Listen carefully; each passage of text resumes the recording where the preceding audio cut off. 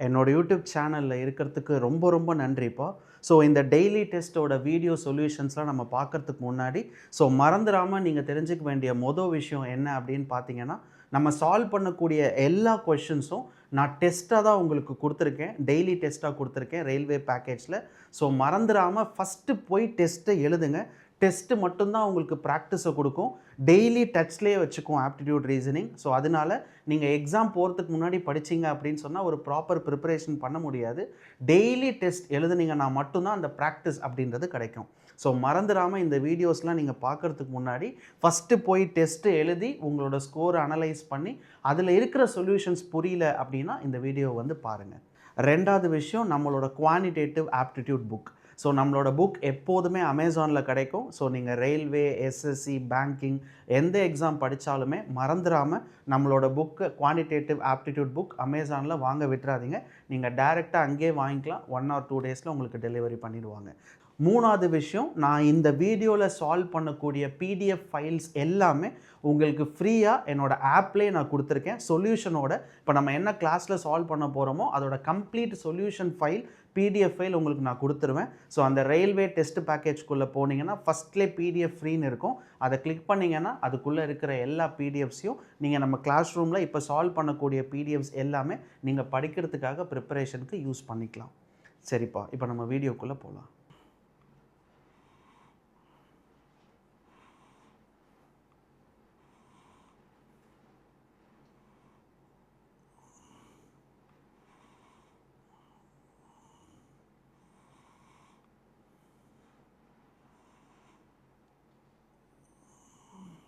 Recording in progress.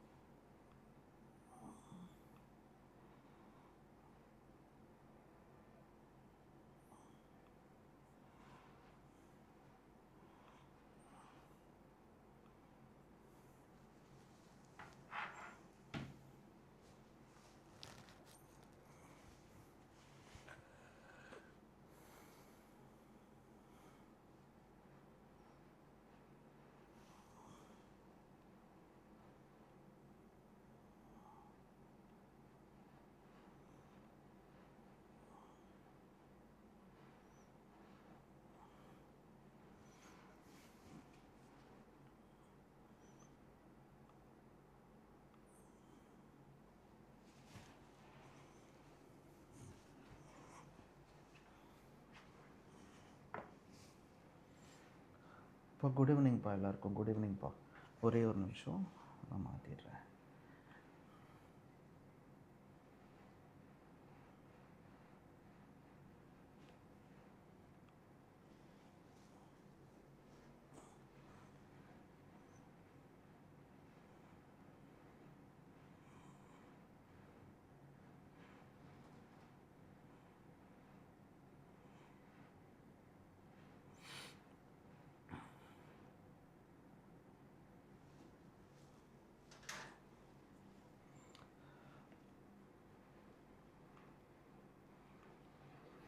சரிப்பா. So இன்னைக்கு வந்து ஜஸ்ட் ஒரு ஒரு நார்மல் டெய்லி டெஸ்ட்டோட ஒரு கிளாஸ் தான்ப்பா இது. சரிங்களா? ஏன்னா நிறைய பேர் வந்து இந்த டெய்லி டெஸ்ட்டில் வந்து சில டவுட்ஸ் இருக்குதுன்னு கேட்டிருந்தீங்க. அதுவும் 5th மெயினாக கேட்டிருந்தீங்கன்னு சொன்னாங்க. ஸோ அதனால் இன்றைக்கி வந்து 5th டெஸ்ட்டில் 25 கொஷின் ரயில்வேவோட டெய்லி டெஸ்ட்டில் நம்ம கொடுத்துருந்தோம். அந்த கொஷின்ஸ் தான் நான் சால்வ் பண்ணி காட்ட போகிறேன். உங்களுக்கு வேறு ஏதாவது டவுட்ஸ் இருந்துச்சுன்னா நீங்கள் எப்போதும் போல் கிளாஸ் டைமிங்லேயே கேட்டுக்கலாம். இது வந்து எல்லாருமே கம்பைண்டாக இருக்கிறனால நம்ம வந்து இன்றைக்கி என்ன பண்ண போகிறோம்னா டே 5ல் கேட்ட 25 கொஷின் நான் சால்வ் பண்ணி காட்டுறேன். அதே மாதிரி உங்கள் மைக்ஸ் வந்து எல்லாருக்குமே ஆனில் தான் இருக்கும். நீங்கள் எப்போது ஏதாவது டவுட் கேட்கணுன்னாலும் நீங்கள் மைக்கை வந்து டர்ன் ஆன் பண்ணிவிட்டு நீங்கள் கேட்டுக்கலாம். ஓகேவா? கம்பைன்டு கிளாஸாக இருந்தாலுமே எல்லா பேட்சஸுமே இங்கே இருந்தாலுமே பட் மைக்குன்றது எல்லாருக்குமே ஆனில் தான் இருக்குது. ஸோ அதனால் நீங்கள் என்ன டவுட்ஸ் எப்போனாலும் கேட்டுக்கலாம். சரிங்களா? ஸோ 25 கொஷின் நம்ம டே நம்பர் 5ல் கேட்டது எல்லாமே நம்ம இப்போ சால்வ் பண்ணலாம். ஓகேங்களா? ரைட். ஸோ ஃபஸ்ட்டு கொஷின்ப்பா. So select the number that can be replaces the question mark. So ஒரு சிம்பிளிஃபிகேஷன் ஃபஸ்ட்டு கொஷின் கேட்டிருந்திருக்காங்க. ஸோ இந்த சிம்பிளிஃபிகேஷன் பார்த்தீங்கன்னா எப்போதுமே நான் கிளாஸில் கூட சொல்லியிருப்பேன், ஃபஸ்ட்டு ஒரு சிம்பிளிஃபிகேஷனை பார்த்தீங்கன்னா ஆஃப் இருக்கான்னு பார்த்துக்கங்க. சரிங்களா? ஆஃப் எங்கேயாவது இருந்துச்சுன்னா ரொம்ப இம்பார்ட்டன்ஸ் கொடுக்கணும். ஆஃப் இல்லைன்னு வச்சுக்கோங்களேன், அப்போ ப்ராப்ளம் கிடையாது. நார்மலாக ப்ராக்கெட்ஸ், அதுக்கப்புறம் அடிஷன், மல்டிப்ளிகேஷன் அது மாதிரி நீங்கள் சால்வ் பண்ணிக்கலாம். ஆஃப் இருந்தால் மட்டும் ஆஃபை முடிச்சுட்டு தான் டிவிஷன், மல்டிப்ளிகேஷன் இது எல்லாத்துக்குமே போகணும். ஸோ ஃபஸ்ட்டு பாருங்கள், இது வந்து ப்ராக்கெட்ஸில் இருக்குது, இது கம்ப்ளீட்டாக. ஸோ இது வந்து நம்ம டைரெக்டாக கேன்சல் பண்ணலாம். 1 2s are 2, 6 2s are 12. So அதே மாதிரி 6 × 5 30. ஸோ இந்த ஸ்டெப்பு நான் எப்படி எழுதுவேன்னா 12 + 8 minus of 30. So minus of இப்போ இந்த ப்ராக்கெட்குள்ளே இருக்கிறது வருவோம். 34ம் 19ம் மைனஸ் பண்ணிங்கன்னா 15பா. ஸோ 45 / 15ன்றது 3. ஸோ மைனஸ் ஆஃப் 3 மட்டும் இருக்குது. ஸோ 12 8ன்றது 20 minus of 33. So minus of 13. So answer என்னன்னு பார்த்தீங்கன்னா ஆப்ஷன் நம்பர் சி -13. சரிங்களா? ஸோ கேர்ஃபுல்லாக பண்ணுங்கள். இதில் வந்து நான் என்ன பண்ணியிருக்கேன்னு பார்த்தீங்கன்னா ஃபஸ்ட்டு இந்த பார்ட்டு முடிச்சிட்டேன். ஏன்னா இது 3மே மல்டிப்ளிகேஷனில் இருந்தது, அதனால் இந்த பார்ட்டு முடிச்சிட்டேன். அதுக்கப்புறமா இந்த செட் ப்ராக்கெட்டுன்னு சொல்லுவாங்க, இந்த செட் ப்ராக்கெட் முடித்தேன். அப்புறம் இது 2 முடித்தாலே பார்த்தீங்கன்னா நார்மல் அடிஷன், சப்ராக்ஷன் மாதிரி வந்துருச்சு. அதுக்கப்புறம் நீங்கள் எதை வேணாலும் நீங்கள் மாற்றி மாற்றி பண்ணிக்கலாம்ப்பா. ஓகேவா? ஸோ ஃபஸ்ட்டு கொஷினோட ஆன்சர் என்னன்னு பார்த்தீங்கன்னா -13. ஓகே, அடுத்த கொஷின் யாருக்கும் டவுட் இல்லையப்பா? சரி, அடுத்த கொஷின் சால்வ் பண்ணுறேன். So the fraction 1/3, 4/7, 2/5 written in an ascending order. Okay, இப்போ இவங்க என்ன கேட்குறாங்கன்னா இந்த நம்பர்ஸ் இருக்குல்ல, இந்த நம்பர்ஸை அசெண்டிங் ஆர்டரில் எழுத சொல்கிறாங்க. அசெண்டிங் ஆர்டர்னா சின்ன நம்பர்லேருந்து பெரிய நம்பர், டிசெண்டிங் ஆர்டர்னா பெரிய நம்பர்லேருந்து சின்ன நம்பர். இது வந்து நான் என்ன சொல்லி கொடுத்துருப்பேன்னா உங்களுக்கு மோஸ்ட்டாக வந்து 4 நம்பர் இருந்துச்சுன்னா ஓகேவா, 4 நம்பர்ஸ். இப்போ இதில் எத்தனை நம்பர் இருக்குன்னு பாருங்கள், 3 நம்பர் தானே இருக்குது. இந்த 3 நம்பர் இருந்துச்சுன்னா டைரெக்டாக என்ன பண்ணலான்னு பார்த்தீங்கன்னா ஃபஸ்ட்டு நம்பரையும் செகண்ட் நம்பரையும் கம்பேர் பண்ணுங்கள், ஃபஸ்ட்டையும் தேர்டையும் கம்பேர் பண்ணுங்கள், செகண்டும் தேர்டும் கம்பேர் பண்ணுங்கள், ஈஸியாக முடிஞ்சிடும். இதுவே 4 செட் இருக்குன்னு வச்சுக்கோங்களேன். இப்போ 1/3, 4/7, 2/5, இன்னொரு நம்பர் ஒரு 3/7 அப்படின்னு 4ஆவதாக ஒரு நம்பர் இருந்துச்சுன்னா இந்த மெத்தடே ஃபாலோ பண்ணாதீங்க. டைரெக்டாக 1/3 அப்படின்னா 0.333. ஓகேவா? அதே மாதிரி 4/7 அப்படின்னா அதுக்கு ஒரு ஃப்ராக்ஷன் டெசிமல் நம்பர் வரும். அந்த டெசிமல் நம்பரை வச்சு எது சின்னது எது பெருசுன்னு போட்டுருங்க. ஒருவேளை 3 செட்ஸ் இந்த மாதிரி கொடுத்தா மட்டும் கிராஸ் மல்டிப்ளை பண்ணணும்ப்பா. இப்போ ஃபஸ்ட்டு நம்பர் என்ன இருக்குது 1/3, செகண்ட் நம்பர் என்ன இருக்குது 4/7, இது ஒரு செட்டு. சரிங்களா? அடுத்தது ஃபஸ்ட்டு நம்பரும் லாஸ்ட் நம்பரும். ஃபஸ்ட் நம்பர் 1/3, லாஸ்ட் நம்பர் வந்து 2/5. அடுத்து பார்த்தீங்கன்னா செகண்ட் நம்பர் வந்து 4/7, லாஸ்ட் நம்பர் வந்து 2/5. ஸோ என்ன பண்ணியிருக்கேன்னு பார்த்தீங்கன்னா ஃபஸ்ட்டும் செகண்டும் எழுதியிருக்கேன்ப்பா, அடுத்து ஃபஸ்ட்டும் லாஸ்ட்டும் எழுதியிருக்கேன், அப்புறம் செகண்டும் லாஸ்ட்டும் எழுதியிருக்கேன். இப்போ கம்பேர் பண்ணணும். Compare in the sense cross multiplication. 7 × 1 7, 4 × 3 12. So இது பார்த்தீங்கன்னா 7, இது பார்த்தீங்கன்னா 12. 7 பெருசா 12 பெருசான்னு பார்த்தீங்கன்னா 12 தான் பெருசு. அப்போது 1/3யும் 4/7ம் கம்பேர் பண்ணும்போது 4/7 தான் பெருசு. அடுத்து 1/3 2/5 கம்பேர் பண்ணிங்கன்னு வச்சுக்கோங்க. 3 2s are 6, 5 × 1 5. 5 பெருசா 6 பெருசான்னு பார்த்தீங்கன்னா 6 தான் பெருசு. அப்போ 2/5 தான் பெருசு. அப்போ லாஸ்ட் நம்பர் 4/7ம் 2/5 கம்பேர் பண்ணிங்கன்னா 5 4s are 20, 7 2s are 14. 20 தான் பெருசு. அப்போ 4/7 தான் பெருசு. இப்போது நீங்கள் கம்பேர் பண்ண 3த்துலேயுமே எது பெருசாக இருக்குதுன்னு பார்த்தீங்கன்னா 4/7 தான் 2த்துலேயும் பெருசாக இருக்குது. அடுத்து 2/5 பெருசாக இருக்குது. லாஸ்ட்டாக சின்னதாக இருக்கிறது 1/3. ஏன்னா எதுலேயுமே அது பெருசு கிடையாது. அப்போ எது பெருசாக இருக்குதுன்னு பார்த்தீங்கன்னா 4/7 ஃபஸ்ட்டு பெருசாக இருக்குது, அடுத்து 2/5 ரெண்டாவது பெருசாக இருக்குது, லாஸ்ட்டு பார்த்தீங்கன்னா 1/3. இப்போ நான் எழுதியிருக்கிறது வந்து டிசெண்டிங் ஆர்டர், பெருசில் இருந்து சின்னது எழுதியிருக்கேன், டிசெண்டிங் டு அசெண்டிங் எழுதியிருக்கேன். அவங்க எப்படி கேட்குறாங்களோ அதுபடி மாற்றிக்கங்க. அவங்க அசெண்டிங் ஆர்டர் கேட்குறனால ஃபஸ்ட்டு 1/3, அப்புறம் 2/5, அப்புறம் 4/7. இதுதான் நம்மளோட ஆன்சர். சரிங்களா? ஸோ இந்த மாதிரியான நம்பர்ஸ் வந்து ஃப்ராக்ஷனில் இருக்கும்போது இது கம்ப்ளீட்டாக உங்களோட விஷ் தான். நீங்கள் எப்படி உங்களுக்கு ஸ்பீடாக வருதோ அப்படி சால்வ் பண்ணிக்கலாம். எய்தர் கிராஸ் மல்டிப்ளை பண்ணுங்கள். கிராஸ் மல்டிப்ளை பண்ணி இப்போ என்ன பண்ணேன்னு பாருங்கள். 7 × 1 7, 4 × 3 12. ஸோ 7 பெருசா 12 பெருசான்னு பார்த்தீங்கன்னா 12 தான் பெருசு. அப்போ அதுலேருந்து என்ன தெரியுதுன்னா 1/3 ஃப்ராக்ஷனை விட 4/7 ஃப்ராக்ஷன் தான் பெருசுன்னு அர்த்தம். ஸோ அந்த மாதிரி ஒரு நம்பருக்கா எது வந்து நான் பெருசுன்னு பார்த்தேன். அதுக்கப்புறம் நான் எழுதுனது டிசெண்டிங் ஆர்டர், பெருசுல இருந்து சின்னது. அப்புறமா கொஸ்டினை பார்த்து அவங்க என்ன கேட்டாங்கன்னு அசெண்டிங் ஆர்டரில் கேட்டிருக்காங்க. அப்போ அசெண்டிங் ஆர்டர் ரிவர்ஸில் வரும். அப்போ 1/3 4/7 இப்படி தான் எழுதுகிற மாதிரி இருக்கும். 1/3 2/5 4/7. ஓகேங்களா? ஸோ இப்படி தான் பண்ணணும்ப்பா. மோஸ்ட்டாக இது வந்து ஈஸியான மெத்தடுன்னு நான் சொல்லுவேன். எப்போனா 3 செட்ஸ் கொடுத்தா மட்டும். 4 செட்ஸ்லாம் கொடுக்குறாங்க அப்படின்னா இப்போ நான் ஆரம்பத்தில் சொன்ன மாதிரி இந்த மெத்தடே ஃபாலோ பண்ணாதீங்க. இது சுத்த வேஸ்ட்டு. நார்மல் மெத்தடே ஃபாலோ பண்ணிக்கோங்க. ஓகேவா? யாருக்கும் டவுட் இல்லை இல்லைப்பா? சரி, அடுத்த கொஸ்டின் போகலாம். சார் நார்மல் மெத்தட்னா டிவிஷன் சார். நம்ம சும்மா அப்படி டிவைட் பண்ணுவோம்ல. இப்போ 1/3 டிவிஷன் என்ன சார்? 1 × 3 டிவைட் பண்ணிவிடுங்க. ஸோ பாயிண்ட்டு 3 3 சார் 9, மறுபடியும் 1 0 3. அப்போ 1/3 ஃப்ராக்ஷன் என்னன்னு பார்த்தீங்கன்னா 0.333 சார். ஓகேவா சார்? அதே மாதிரி 4 அது எடுக்க முடியாது சார். அப்படி எடுக்க முடியாது. ஏன்னா அப்படி எடுத்தோம்னா எல்லா நம்பருமே இப்போ நீங்கள் சொல்கிற மாதிரி இப்போ 3 7 5ன்னு இருக்குன்னா நீங்கள் சொல்கிற மாதிரி எல்சிஎம் எடுக்கலாம். 3 நம்பருக்கு எல்சிஎம் எடுத்து 3 நம்பருக்கும் எல்சிஎம்மை மல்டிப்ளை பண்ணி வர நம்பரில் எது பெருசு சின்னதுன்னு பார்க்கலாம். பட் சில சமயம் இந்த மாதிரி கேட்டுட்டாங்கன்னு வச்சுக்கோங்க. 1/13 4/17 2/15 இப்படி கேட்டுட்டாங்கன்னு வச்சுக்கோங்களேன் சார்.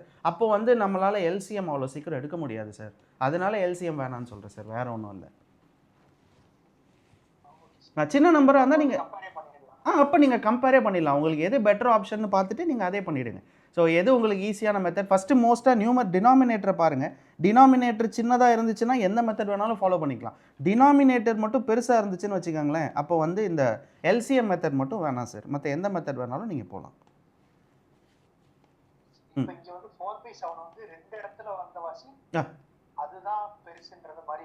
ஆமாம் சார். ஆமாம். இப்போது சும்மா கம்பேர் தானே சார் பண்ணியிருக்கேன். இப்போது ஃபஸ்ட்டையும் செகண்டையும் கம்பேர் பண்ணேன் சார்.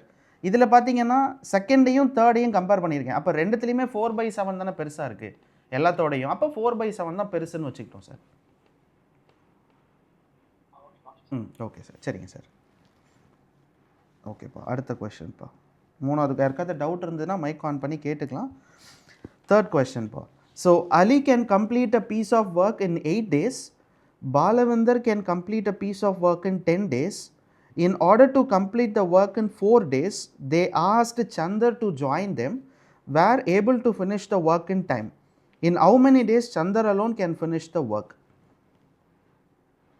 சரிப்பா. இவங்க என்ன சொல்கிறாங்கன்னா இது பார்த்தீங்கன்னா ஒரு ஜாயினிங் கான்செப்டில் வருது. ஏன்னா கொஞ்ச நாள் கழித்து யாரோ ஒருத்தர் ஜாயின் பண்ணி கொஞ்ச நாள் கழிச்சு இல்லை, கொஞ்ச நாள் கழிச்சுன்ற மாதிரி சொல்லலை. They ask Chandar to join them to finish the work in time. So டைமுக்கு முடிக்கிறதுக்காக சந்தர்ன்றவங்கள சேர்த்துருக்காங்க வேலையில். இப்போ இந்த கொஷின் நல்லா படிக்கலாம். அலி மட்டும் இந்த ஒர்க்கை எவ்வளோ நாளில் முடிப்பான்னு பார்த்தீங்கன்னா 8 நாளில் முடிப்பான்.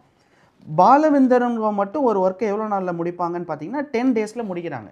இந்த வேலையை 4 நாளைக்குள்ளே முடிக்கணும் அப்படின்றது அவங்களோட target. In order to complete the work in 4 days 4 நாளில் முடிக்கணும் அப்படின்றதுக்காக இவங்க என்ன பண்ணியிருக்காங்கன்னா சந்தர் அப்படின்றவரை ஜாயின் பண்ணியிருக்காங்க குரூப்பில். பட் அவர் மட்டும் எவ்வளோ நாளில் வேலையை முடிப்பார் அப்படின்றதான் இவங்க கொஷனில் கேட்குறாங்க. ஸோ அப்போ என்ன அர்த்தம்னு பார்த்தீங்கன்னா இப்போ 3 பேர் சேர்ந்து இந்த வேலையை செய்கிறாங்க. யார்? 1 அலி, 2வது வந்து பாலவிந்தர், 3வது வந்து சந்தர். இந்த 3 பேரும் சேர்ந்து ஒரு ஒர்க்கை முடிச்சிட்டாங்க. 4 நாளில் முடிச்சிட்டாங்க. ஆனால் இவன் மட்டும் அலி மட்டும் முடிக்கிறதுக்கு எவ்வளோ நாள் ஆகுது? 8 நாள் ஆகுது. பாலவேந்தர் மட்டும் முடிக்கிறதுக்கு எவ்வளோ நாள் ஆகுது? 10 நாள் ஆகுது. இந்த சீன் இருக்குது பாருங்கள் 3வது, அவங்க மட்டும் எவ்வளோ நாளில் முடிப்பாங்கன்னு தான் கொஷன் கேட்குறாங்க. அதனால் 1/x = 1/4 அவ்வளோதான்ப்பா. 3 பேர் சேர்ந்து 4 நாளில் வேலையை முடிக்கணும். அதுதான் அவங்க டார்கெட்டு. அதில் ஏவும் பியும் சேர்ந்து சியை கூப்பிட்ருக்காங்க வேலைக்கு. ஸோ அதனால் ஏ வந்து 1/8 1 டே ஒர்க்கு, பாலவேந்தரோட 1 டே ஒர்க் வந்து 1/10. சந்தரோட 1 டே ஒர்க் நம்மளுக்கு தெரியல, அவர் மட்டும் எவ்வளோ நாள் முடிப்பாருன்னு தெரியல. அதனால் 1/x = 1/4. ஏன் 1/4 போட்டேன்னா இவங்க 4 நாள் சேர்ந்து இந்த ஒர்க்கை முடிக்கிறாங்க. ஸோ அதனால் 1/4. ஸோ இப்போது வந்து இதை நம்ம எல்சிஎம் எடுக்கலாம். 1/x = 1/4 - 1/8 - 1/10. எல்சிஎம் வந்து 40 எடுக்கலாம்னு நினைக்கிறேன். 40 எடுத்தோன்னா 10 times 5 times 4 times. So 9 10 மைனஸ்னா 1, 1/40, 1/x. அப்போ எக்ஸ் எவ்வளோன்னு பார்த்தீங்கன்னா 40. ஸோ சந்தர் மட்டும் இந்த வேலையை 40 நாளில் முடிச்சிருவான்னு அர்த்தம். So option number B 40 days. ஓகேவாப்பா? ஸோ இந்த ஈக்குவேஷன் மட்டும் ஞாபகம் வச்சுக்கோங்க எப்படி எழுதுனேன்னு. இந்த ஈக்குவேஷன் இது வந்து 3 பேரும் சேர்ந்து ஒரு ஒர்க்கை 4 நாளில் முடிக்கிறாங்க. இவங்க ஃபஸ்ட்டு பர்சன், இது செகண்ட் பர்சன், இது தேர்ட் பர்சன். தேர்ட் பர்சனோடது தெரியல, அதனால எக்ஸ்ன்னு வச்சுட்டேன். மற்றபடி எல்லா வேல்யூஸுமே அப்படியே சப்ஸ்டியூட் பண்ணிட்டேன். ஓகே தானப்பா? யாருக்கும் டவுட் இல்லையே? சரி, ஓகேப்பா. அடுத்தது சில்லாஜிசம் கேட்டிருக்காங்க. Only cows are mammals. So இது பார்த்தீங்கன்னாப்பா ஒன்லின்னு கொடுத்துருக்காங்க. ஓகேவா? ஸோ ஒன்லி அப்படின்னு கொடுத்தாங்கன்னா எப்போதுமே ரிவர்ஸ் ஆர்டரில் எழுதணும். ரிவர்ஸ் ஆர்டர்னால் இந்த ஒன்லியை என்னென்னு மாற்றணும்னு நான் சொல்லித்தரேன். புதுசாக நீங்கள் படிக்கிறீங்க, இப்போயே சில பேருக்கு புதுசாக கூட இருக்கலாம். அப்படி புதுசாக இருந்தாலும் நோட் பண்ணி வச்சுக்கோங்க. ஒன்லி அப்படின்னா அதை ஆல்னு மாற்றிடணும்ப்பா. ஓகேவா? எதுக்கு எது ஆல்னு பார்த்தீங்கன்னா இந்த மாதிரி ஒன்லின்னு கொடுத்தாங்கன்னா லாஸ்ட்டில் என்ன வேர்டு கொடுத்துருக்காங்களோ ஆல் மேமல்ஸ் ஆர் கவுஸ்ன்னு மாற்றிக்கணும். இதுதான் இதுக்கு actual meaning. So only cows are மேமல்ஸ்னு கொடுத்துருக்காங்க. இதுக்கு எப்படி நம்ம டயக்ராம் வரையணும்னா ஆல் மேமல்ஸ் ஆர் கவுஸ்ன்னு டயக்ராம் வரையணும். ஸோ எல்லா மேமலுமே கவுஸ் தான். ஓகேவா? அடுத்து பார்த்தீங்கன்னா no scientist is a mammal.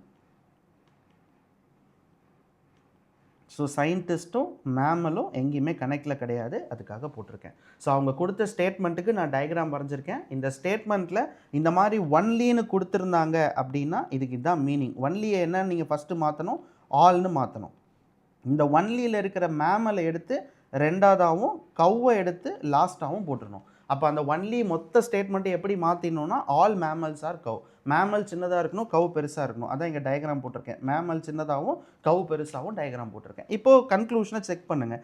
Some cows are scientist. சம்ன்றது பேசிக் கன்க்ளூஷன் தான். கவ்வும் சயின்டிஸ்ட்டும் எங்கேயாவது கனெக்டில் இருக்கான்னு பாருங்கள், ரெண்டுமே கனெக்டில் இல்லை.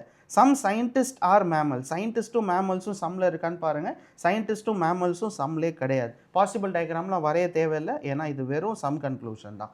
அதனால் பேசிக் டயக்ராமில் மட்டும் பார்த்தா போதும். ஸோ அப்போ ரெண்டுமே தப்பாக இருக்குது அப்படின்றனால நெய்தர் கன்க்ளூஷன் 1 நார் conclusion 2 follows.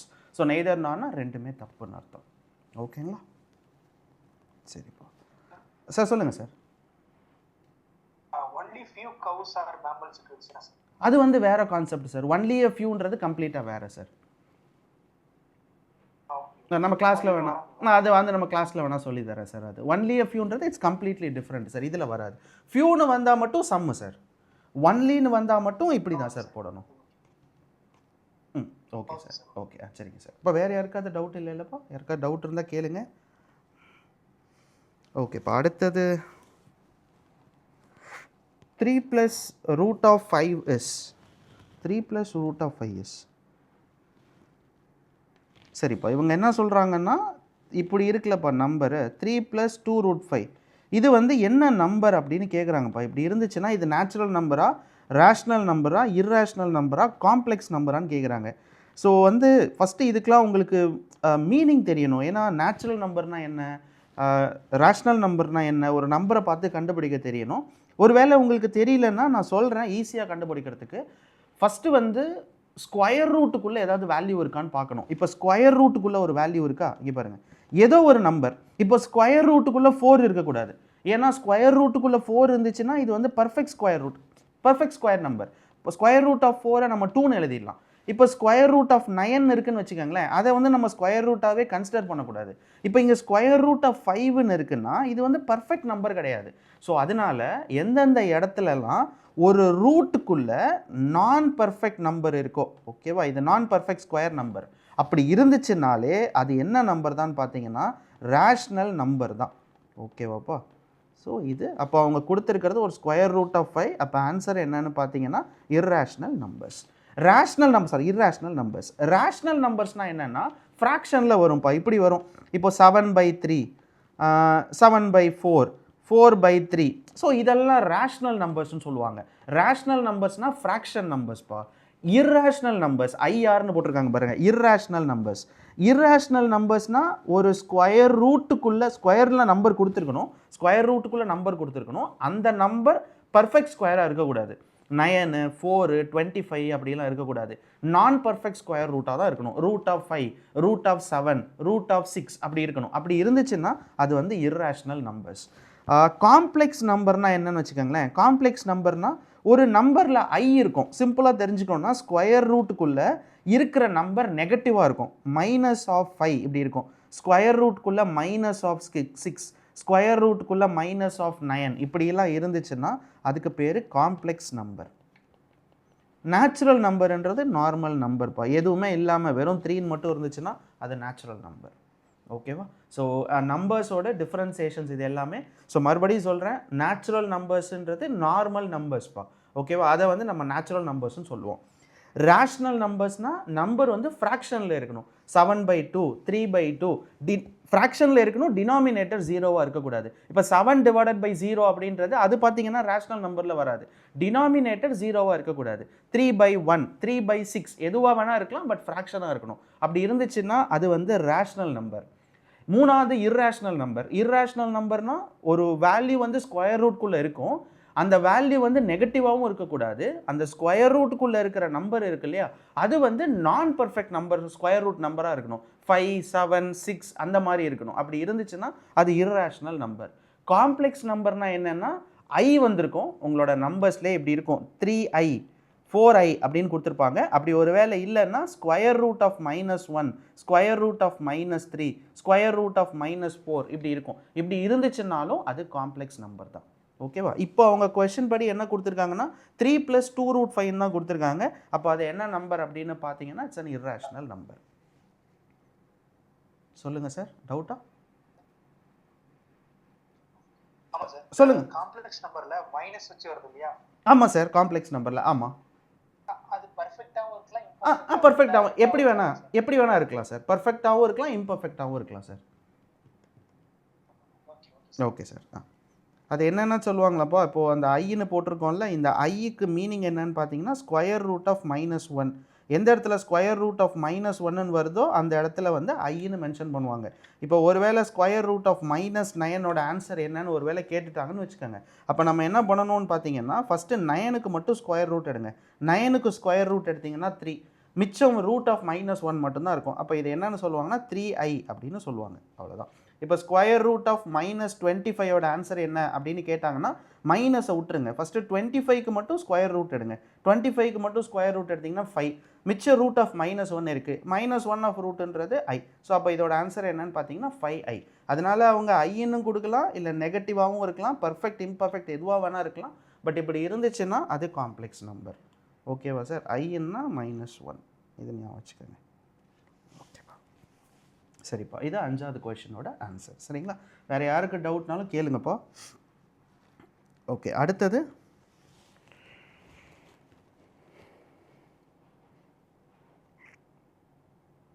Okay, the selling price of 9 article is equals to cost price of 15 article. In this transaction there is, இப்போ அவங்க என்ன சொல்கிறாங்கன்னா 9 ஆர்டிக்கலோட செல்லிங் ப்ரைஸ் வந்து 9 ஆர்டிக்கலோட செல்லிங் ப்ரைஸ் இது எதுக்கு ஈக்குவல்னு பார்த்தீங்கன்னா cost price of 15 article. So 15 ஆர்டிக்கலோட காஸ்ட் ப்ரைஸ் வந்து 9 ஆர்டிக்கலோட செல்லிங் ப்ரைஸ்க்கு ஈக்குவல் அப்படின்னு சொல்லியிருக்காங்க. அப்படின்னா இவங்க என்ன கேட்குறாங்கன்னா இந்த டிரான்சாக்ஷன் வந்து ப்ராஃபிட்டா லாஸா, எவ்வளோ லாஸ் இல்லைனா எவ்வளோ ப்ராஃபிட்னு கேட்குறாங்க. இது வந்து நம்ம கிளாஸ் ரூம்லேயே வந்து 2 விதமாக உங்களுக்கு சொல்லி கொடுத்துருப்பேன். நீங்கள் ஆஃப்லைனாக இருந்தாலும் சரி, இப்போ ஆன்லைன் பேட்சாக இருந்தாலும் சரி, நான் வந்து ஒரு இது சொல்லி கொடுத்துருப்பேன். Selling price is equals to x. 16 பேனாவை இந்த விலைக்கு விற்கிறான், அப்போ அதே விலைக்கு 20 பேனாவை வாங்கியிருப்பான் அப்படின்னு சொல்லி ப்ராஃபிட் அண்ட் லாஸில் உங்களோட பிடிஎஃப்பில் பார்த்தீங்கன்னா 4வது மாடலில் இருந்திருக்கும். அந்த மாடல் கொஸ்டின் தான் இது. இதை 2 விதமாகவும் உங்களுக்கு சால்வ் பண்ணி காட்டியிருப்பேன். எக்ஸ்ன்னு வச்சு 1/x/, ஒரு பேனாவோட விலையை கண்டுபிடிச்சி அந்த பேனாலிருந்து selling price minus cost price divided by cost price into 100 அந்த ஃபார்முலாலையும் போட்டு காட்டியிருப்பேன். நார்மல் ஈக்குவேட்டிங் மெத்தட்லையும் போட்டு காட்டியிருப்பேன். அதே மாதிரி இன்னொரு ஃபார்முலாவும் எழுதியிருப்பேன், n - m divided by m into 100. இது எல்லாமே இந்த கொஸ்டின் தான். எப்படி வேணால் நீங்கள் போடலாம், பட் நார்மல் இது சிம்பிளாகவே போட்டுடலாம். செல்லிங் ப்ரைஸ் ஆஃப் 9 ஆர்டிக்கிள், இங்கே பாருங்கள் 9 ஆர்டிக்கிளோட செல்லிங் ப்ரைஸ், சரிங்களா, 15 ஆர்டிக்கிளோட காஸ்ட் ப்ரைஸ்க்கு ஈக்குவல். ஆமாம், அதனால் தான் அவங்க சொல்லியிருக்காங்க. அவங்க சொல்லியிருக்கிற சென்டென்ஸை நான் ஈக்குவேஷனாக எழுதியிருக்கேன். 9 ஆர்டிக்கிளோட செல்லிங் ப்ரைஸு எதுக்கு ஈக்குவல் அப்படின்னு பார்த்தீங்கன்னா 15 ஆர்டிக்கிளோட காஸ்ட் ப்ரைஸ். இதை 3 டேபிளில் அடிக்கலாம். 3 3s are 9, 5 3s are 15. So selling price divided by cost price is equals to 5/3. So cost ப்ரைஸை கீழே கொண்டு வந்துட்டேன், இந்த 3 இந்த சைடு கொண்டு போயிட்டேன். இப்போ எனக்கு என்ன தான் வந்திருக்குன்னு பார்த்தீங்கன்னா செல்லிங் ப்ரைஸ் பை காஸ்ட் ப்ரைஸ்ன்றது 5/3. இதுலேருந்து என்ன தெரியுதுனாப்போ செல்லிங் ப்ரைஸ் ஒருவேளை 5 மடங்கு இருந்துச்சுன்னா காஸ்ட் ப்ரைஸ் 3 மடங்காக தான் இருக்கும். அப்போது எப்போதுமே காஸ்ட் ப்ரைஸை விட செல்லிங் ப்ரைஸ் அதிகமாக இருக்குது. ஸோ செல்லிங் ப்ரைஸை விட காஸ்ட் ப்ரைஸ் வந்து செல்லிங் ப்ரைஸ் அதிகமாக இருக்குது, காஸ்ட் ப்ரைஸ் கம்மியாக இருக்குது. அப்படி இருந்துச்சுனாலே அது கண்டிப்பாக ப்ராஃபிட் தான். விற்கிற விலை அதிகமாக இருக்குது, வாங்குற விலை கம்மியாக இருக்குன்னா அப்போ நமக்கு லாபம் தான் கிடச்சிருக்கும். அப்போ கண்டிப்பாக லாஸ் இருக்காது, 2 லாஸும் கிடையாது. இந்த 2 கெயினில் ஏதோ ஒன்று தான் ஆன்சர். மோஸ்ட்டாக இன்னொரு ஆப்ஷனும் லாஸாக இருந்துச்சுன்னா அடிச்சிடலாம், பர்சன்டேஜ் கண்டுபிடிக்கணும்னு அவசியம் இல்லை. அவங்க பர்சன்டேஜ் இப்போ 2 ஆப்ஷன் இருக்குது, ரெண்டுமே கெயின் இருக்குது. அப்போ நம்ம பர்சன்டேஜ் கண்டுபிடிச்சி தான் ஆகணும். அப்போ என்ன பண்ணலான்னு பார்த்தீங்கன்னா நம்ம படிச்சிருக்கோம்ல, இப்போ ப்ராஃபிட்னு தெரிஞ்சிருச்சு. Selling price minus cost price divided by cost price into 100. So 2 divided by 3 into 100. So 200 divided by 3 இதை அடிச்சிங்கன்னா 66 கிட்ட வரும்னு நினைக்கிறேன். 6 3 is 18. 66% நியர்லின்னு கொடுத்துருக்காங்க, அப்ராக்சிமேட் ஆன்சர். ஸோ ஆன்சர் பார்த்தீங்கன்னா 66.6% தான் நம்மளோட ஆன்சர். ஓகேவாப்பா? ஸோ இது வந்து புதுசாக நம்ம படிக்கல, நம்ம கிளாஸில் ஒருவேளை உங்ககிட்ட ப்ராஃபிட் லாஸ் PDF இருந்துச்சுன்னா அதை எடுத்து பாருங்கள். 4வது மாடலில் ஏதோ நடத்தியிருப்பேன், செல்லிங் ப்ரைஸும் காஸ்ட் ப்ரைஸும் எக்ஸ்ன்னு வச்சு நடத்தியிருப்பேன். அந்த கொஷின் தான் இது. அதே மாதிரி இந்த உங்களுக்கு டெஸ்ட்டில் கொடுத்துருக்காங்க இல்லை, இது எல்லாமே உங்கள் ரயில்வே எக்ஸாம் கொஷின் தான். எதுவுமே வேறு புக்கில் இருந்தோ இதுலேருந்தோ எடுக்கல. இது எல்லாம் ரயில்வேயில் உங்கள் எக்ஸாமில் கேட்ட கொஷின் மட்டும்தான் டெய்லி டெஸ்ட்டில் இருக்குது. ஸோ அதனால் யூஸ் பண்ணிக்கோங்க. இது யாருக்கும் டவுட் இல்லையாப்பா இந்த கொஷின்? ஓகே, அடுத்தது போ. If the mean is 25 and the standard deviation is 5, then the coefficient of variation, மீன் வந்து 25, ஸ்டாண்டர்ட் டிவியேஷன் வந்து 5, then coefficient of variation. இப்போ இது வந்து ஸ்டாட்டிஸ்டிக்ஸில் வேரியேஷன் ஒன்று நடத்தியிருப்பேன். ஓகேவா? அந்த டிகிரி அந்த ஆல்ஃபா மாதிரி ஒன்று போட்டு நடத்தியிருப்பேன், மீன் மீடியன் மோட்லாம் நடத்தியிருப்பேன். பட் கோஎஃபிஷியன்ட் ஆஃப் வேரியேஷன் அப்படின்னா என்னென்னப்போ ஸ்டாண்டர்ட் டிவியேஷனையும் மீனையும் டிவைட் பண்ணுவாங்க, போட்டுட்டு இன்டூ 100ன்னு போட்டுப்பாங்க, அவ்வளோதான். ஏன்னா இங்கெல்லாம் பர்சன்டேஜில் இருக்குது. ஆக்சுவல் ஃபார்முலா வந்து இன்டூ 100 வராது. ஸ்டாண்டர்ட் டிவியேஷன் டிவைடட் பை மீன் தான் கோஎஃபிஷியன்ட்டுன்னு சொல்லுவாங்க. கோஎஃபிஷியன்ட்டுன்றது ஸ்டாண்டர்ட் டிவியேஷன் பை மீன் மட்டும்தான். ஆனால் இவங்க எல்லா வேல்யூமே பர்சன்டேஜில் கொடுத்துருக்கிறனால இன்டூ 100ன்னு போட்டிருக்கேன். இப்போ ஸ்டாண்டர்ட் டிவியேஷன்ன்றது 5, ஸோ மீன் டிவியேஷன்ன்றது 25 இன்டூ 100. இதை கேன்சல் பண்ணிங்கன்னா 5, இதை அடிச்சிங்கன்னா 20. ஸோ 20%. அப்போது பார்த்தீங்கன்னா ஆப்ஷன் நம்பர் ஏ. ஒருவேளை நிறைய பேர் இது புதுசாக கூட படிக்கலாம். அப்படி நீங்கள் இப்போ தான் ஃபஸ்ட் டைம் படிக்கிறீங்கன்னா இது எழுதி வச்சுக்கோங்க. கோஎஃபிஷியன்ட் ஆஃப் வேரியேஷன்ஸ் இப்படி கேட்டாங்கன்னா இது வந்து பார்த்தீங்கன்னா ஸ்டாண்டர்ட் டிவியேஷன் டிவைடட் பை மீன், இதுதான் ஃபார்முலா. ஓகேவாப்பா? அவங்க இங்கே பர்சன்டேஜில் கொடுத்துருக்கிறனால தான் நான் இன்டூ 100 போட்டிருக்கேன். எல்லா இடத்துலையுமே இது யூஸ் பண்ணுவாங்கன்னு கிடையாது, ஃபார்முலாவில் அது மட்டும்தான் வரும்.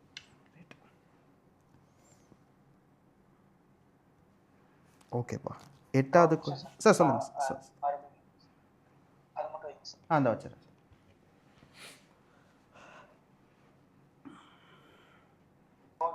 சரிங்க சார்.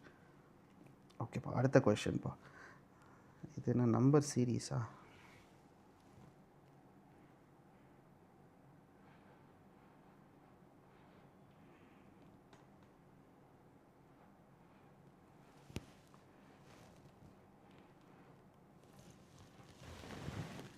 ஒன் 529பா. இதுனா இப்படி பண்ணலாம். 1 ஸ்கொயர் 2 ஸ்கொயர் ப்ளஸ் 1, 5 எங்கேருந்து வந்துச்சு? வராது. 1 ஸ்கொயர் ப்ளஸ் 0, இல்லைனா 1 power 1 plus 0, 2 square 2 plus 1, 3 plus 2, 4 cube plus 3, 4 power 4 plus 3. அப்போ 256 ப்ளஸ் 3 259. Option number பிப்பா. ஓகேவா? ஸோ என்ன பண்ணியிருக்கேன்னு பார்த்தீங்கன்னா 1ன்றது அவங்க எப்படி எழுதியிருக்காங்கன்னா 1 + 0ன்னு எழுதியிருக்காங்க. ஸோ 5ன்றது பார்த்தீங்கன்னா 2 ஸ்கொயர் ப்ளஸ் 1ஆக இருந்திருக்கும். ஸோ 2 ஸ்கொயர்ன்றது 4, 4 + 1. அடுத்து 29 அவங்க எப்படி எழுதியிருப்பாங்கன்னா 3 க்யூப் ப்ளஸ் 2. ஸோ 3 க்யூப்ன்றது பார்த்தீங்கன்னா 27, 27 + 2 29. இது நம்பர் சீரீஸ்ப்பா. நம்ம வந்து இதை லாஜிக்கை நம்ம திங்க் பண்ணி தான் ஆகணும். ஷார்ட்கட்ஸோ இல்லை வேறு எதுவுமே பண்ண முடியாது. ஆனால் என்ன பண்ணலான்னா ஒரு லிஸ்ட் ஆஃப் சீரீஸ் அவங்க கொடுக்கும்போது கொஞ்சம் கேர்ஃபுல்லாக இருக்கலாம். இந்த நம்பர் நான் எடுத்தோன்னே என்ன பண்ணேன்னு பார்த்தீங்கன்னா உங்களுக்கு பார்த்துருப்பீங்க 1 ஸ்கொயர் 2 ஸ்கொயர் தான் போட்டேன். ஏன்னா இது வந்து எனக்கு இந்த நம்பரை பார்த்தா எனக்கு எந்த ரேஞ்சில் இருக்குன்னா ஸ்கொயர் நம்பர்ஸ் மாதிரி தெரியுது. ஏன்னா பாருங்களேன் 5ன்றது 4க்கு பக்கத்தில் இருக்குது, 29ன்றது 25க்கு பக்கத்தில் இருக்குது. அப்போது 5 ஸ்கொயர் 25, 2 ஸ்கொயர் 4 அப்படின்னு எழுதி பார்த்தேன். ஆனால் அது நம்பரில் வரல.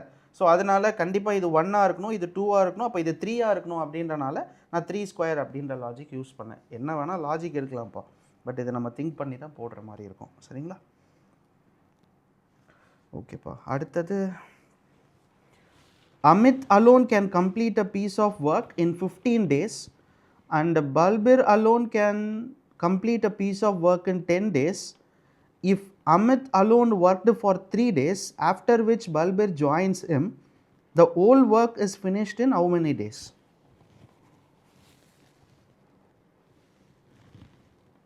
ஓகேப்பா. இந்த கொஷின் பார்த்தீங்கன்னா டைம் அண்ட் ஒர்க்கில் கேட்கக்கூடிய ஒரு கொஷின் இது வந்து ஜாயினிங் கான்செப்டில் வரும். ஏன்னா இங்கே பாருங்களேன், பல்பிர் ஜாயின்ஸ் ஹிம். ஸோ இப்போ பார்த்தீங்கன்னா அமித் மட்டும் ஒரு 3 நாள் வேலை செஞ்சுருக்கான். Amit alone worked for 3 days. 3 நாளைக்கு அப்புறமா பல்பீர் வந்து ஜாயின் பண்ணியிருக்கான் இவங்களோட. அப்போ மொத்த ஒர்க்கும் எவ்வளோ நாளில் முடியும்னு கேட்குறாங்க. ஸோ நான் வந்து உங்களுக்கு டைம் அண்ட் ஒர்க் நடத்தும் போது ஒரு கான்செப்ட் ஒன்று நடத்தியிருப்பேன், ஜாயினிங் லீவிங் அப்படின்னு சொல்லி ஒரு கான்செப்ட் நடத்தியிருப்பேன். அதில் உங்களுக்கு சொல்லி கொடுத்துருப்பேன். நீங்கள் கொஷினை படிக்கும்போதே அது ஜாயினிங் லீவிங்கான்னு கண்டுபிடிச்சிடலாம். 3 நாள் 4 நாள் வேலை செஞ்சுருப்பாங்க, அதுக்கப்புறம் புதுசாக ஒருத்தவங்க உள்ளே வருவாங்க. அப்படி வந்தாலே உங்களை ஃபஸ்ட்டு ஈக்குவேஷன் நான் என்ன எழுத சொல்லியிருப்பேன்னா 2 பேரும் சேர்ந்து ஒரு வேலையை முடிக்கிறாங்க. யார்? அமித்தும் பல்பீரும். ஸோ அமித்தும் பல்பீரும் சேர்ந்து ஒரு வேலையை முடிக்கிறாங்க, ஈக்குவல் டு 1 அப்படின்னு போட்டுக்கோங்க. அதுக்கப்புறம் அமித் எவ்வளோ நாள் வேலை செஞ்சுருக்கான், அவனோட கெப்பாசிட்டி என்னன்னு பாருங்கள். அமித் மட்டும் ஒரு வேலையை 15 நாளில் முடிக்கிறான், அப்போது 1/15 போட்டுக்கோங்க. அதே மாதிரி பல்பீர் மட்டும் ஒரு வேலை எவ்வளோ நாளில் முடிக்கிறான்னு பார்த்தீங்கன்னா 10 நாளில் முடிக்கிறான். ஸோ அதனால 10ன்னு போட்டுக்கோங்க. 2 பேரும் சேர்ந்து ஒரு வேலையை முடிச்சுட்டாங்க, ஈக்குவல் டு 1. இப்போ மேலே போட வேண்டிய நம்பர் என்னவா போடணும்னா எவ்வளோ நாள் வேலை செஞ்சாங்க. உங்களுக்கு கொடுத்த அந்த டைம் அண்ட் ஒர்க் ஜெராக்ஸ்லேயே நான் சொல்லி கொடுத்துருப்பேன். ஒருத்தர் இன்னொருத்தரை விட 24 நாள் அதிகமாக வேலை செஞ்சுருப்பாங்க. அந்த மாதிரியான கொஷின் நம்ம படிச்சிருப்போம் டைம் அண்ட் ஒர்க்கில். எனக்கு தெரிஞ்சு 21வது கொஷினோ 20வது கொஷினோ உங்கள் பிடிஎஃப்ல இருக்கும், டைம் அண்ட் ஒர்க் பிடிஎஃப்ல, லீவிங் ஜாயினிங் கான்செப்டில். இப்போ என்ன சொல்கிறாங்கன்னு பார்த்தீங்கன்னா அமித் வந்து 3 நாள் வேலை செஞ்சுருக்கான், அதுக்கப்புறமா பல்பீர் ஜாயின் பண்ணியிருக்கான் அந்த வேலையில். அப்போ பல்பீர் எவ்வளோ நாள் வேலை செஞ்சான்னு தெரியாது, பட் அவனை விட அமித் 3 நாள் எக்ஸ்ட்ராவாக தான் வேலை செஞ்சுருப்பான். அப்போது இந்த இடத்துல பல்பீர் வந்து X days வேலை செஞ்சானா அமித் எவ்வளோ நாள் வேலை செஞ்சுருப்பான்னு பார்த்தீங்கன்னா X+3 days வேலை செஞ்சுருப்பான். பல்பீரை விட அமித் 3 நாள் எக்ஸ்ட்ராவாக தான் வேலை செஞ்சுருப்பான். அதனால் அவங்க வந்து X, இவங்க வந்து X+3. இப்போ நம்ம எல்சிஎம் எடுத்து கிராஸ் மல்டிப்ளை பண்ணுறது தான்ப்பா. இதுக்கு எல்சிஎம் வந்து 30 எடுக்கலாம். எல்சிஎம் 30 எடுத்திங்கன்னா 2 டைம்ஸு, அப்போ 2x + 6. இது எல்சிஎம் 30 எடுத்திங்கன்னா 3x = 1. இது பார்த்தீங்கன்னா 5x. So 5x = 30 - 6.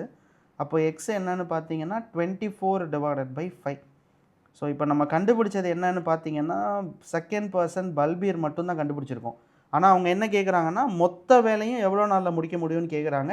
அப்போ ஸ்டார்டிங்லேருந்து எண்டிங் வரைக்கும் யார் இருந்திருக்கான்னு பார்த்தீங்கன்னா அமித் தான் இருந்திருப்பான். அப்போது X+3 days-ஓட வேல்யூ என்னன்னு கேட்குறாங்க. அப்போ 24/5ன்றது x + 3. ஸோ அப்போ பார்த்தீங்கன்னா 39/5. ஸோ 39/5 பண்ணிங்கன்னா 7 4/5 days. இதுதான் நம்மளோட ஆன்சர். ஓகேவாப்பா? ஸோ அதை நீங்கள் டிவைட் பண்ணிவிடுங்கப்பா. இப்படி 39 5ஆல் டிவைட் பண்ணிங்கன்னா 7 5s are 35, பேலன்ஸ் 4. அப்போ 7 4/5 days. 7 4/5 days இங்கே இருக்குது. இதுதான் டி. ஓகே தானப்பா? எப்படி போட்டேன்னு. ஸோ இது பார்த்தீங்கன்னா லீவிங் ஜாயினிங் கான்செப்டில் வந்தது. நான் லீவிங் ஜாயினிங் கான்செப்டில் உங்களுக்கு மெயினாக இது 2 பார்ட்டு தான் நிறைய கொஷனுக்கு உங்களுக்கு சொல்லி கொடுத்துருப்பேன். ஸோ லீவிங் ஜாயினிங்னாலே ஈக்குவல் டு 1 அப்படின்னு போட்டுருங்க. அதுக்கப்புறம் கீழே எழுதுகிற நம்பர் அவங்களோட கெப்பாசிட்டி, ஈக்குவல் டு 1ன்றது ஒரு வேலையை முடிச்சிட்டாங்க. மேலே போட வேண்டிய நம்பர்ஸ் ரெண்டுமே எவ்வளோ நாள் அவங்க வேலை செஞ்சுருக்காங்க அதை தான் போடணும் மேலே.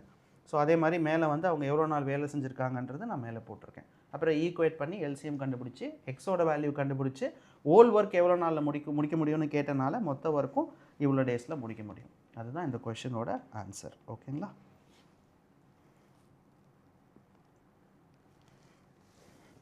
ஓகே, இப்போ அடுத்தது a train is traveling 50% faster than bus. Both starts from Karnal at the same time and reaches Panipat, which is 75 km from Karnal at the same time. On the way, however, the train stopped at a station for about 12.5 minutes, the speed of the buses.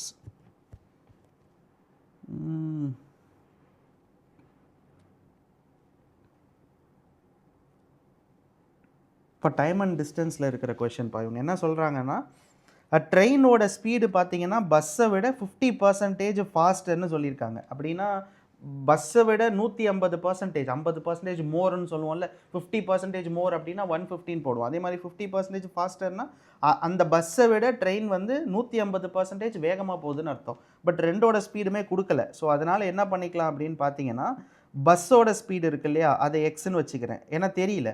ட்ரெயினோட speed எவ்வளோன்னு பார்த்தீங்கன்னா 150% of bus.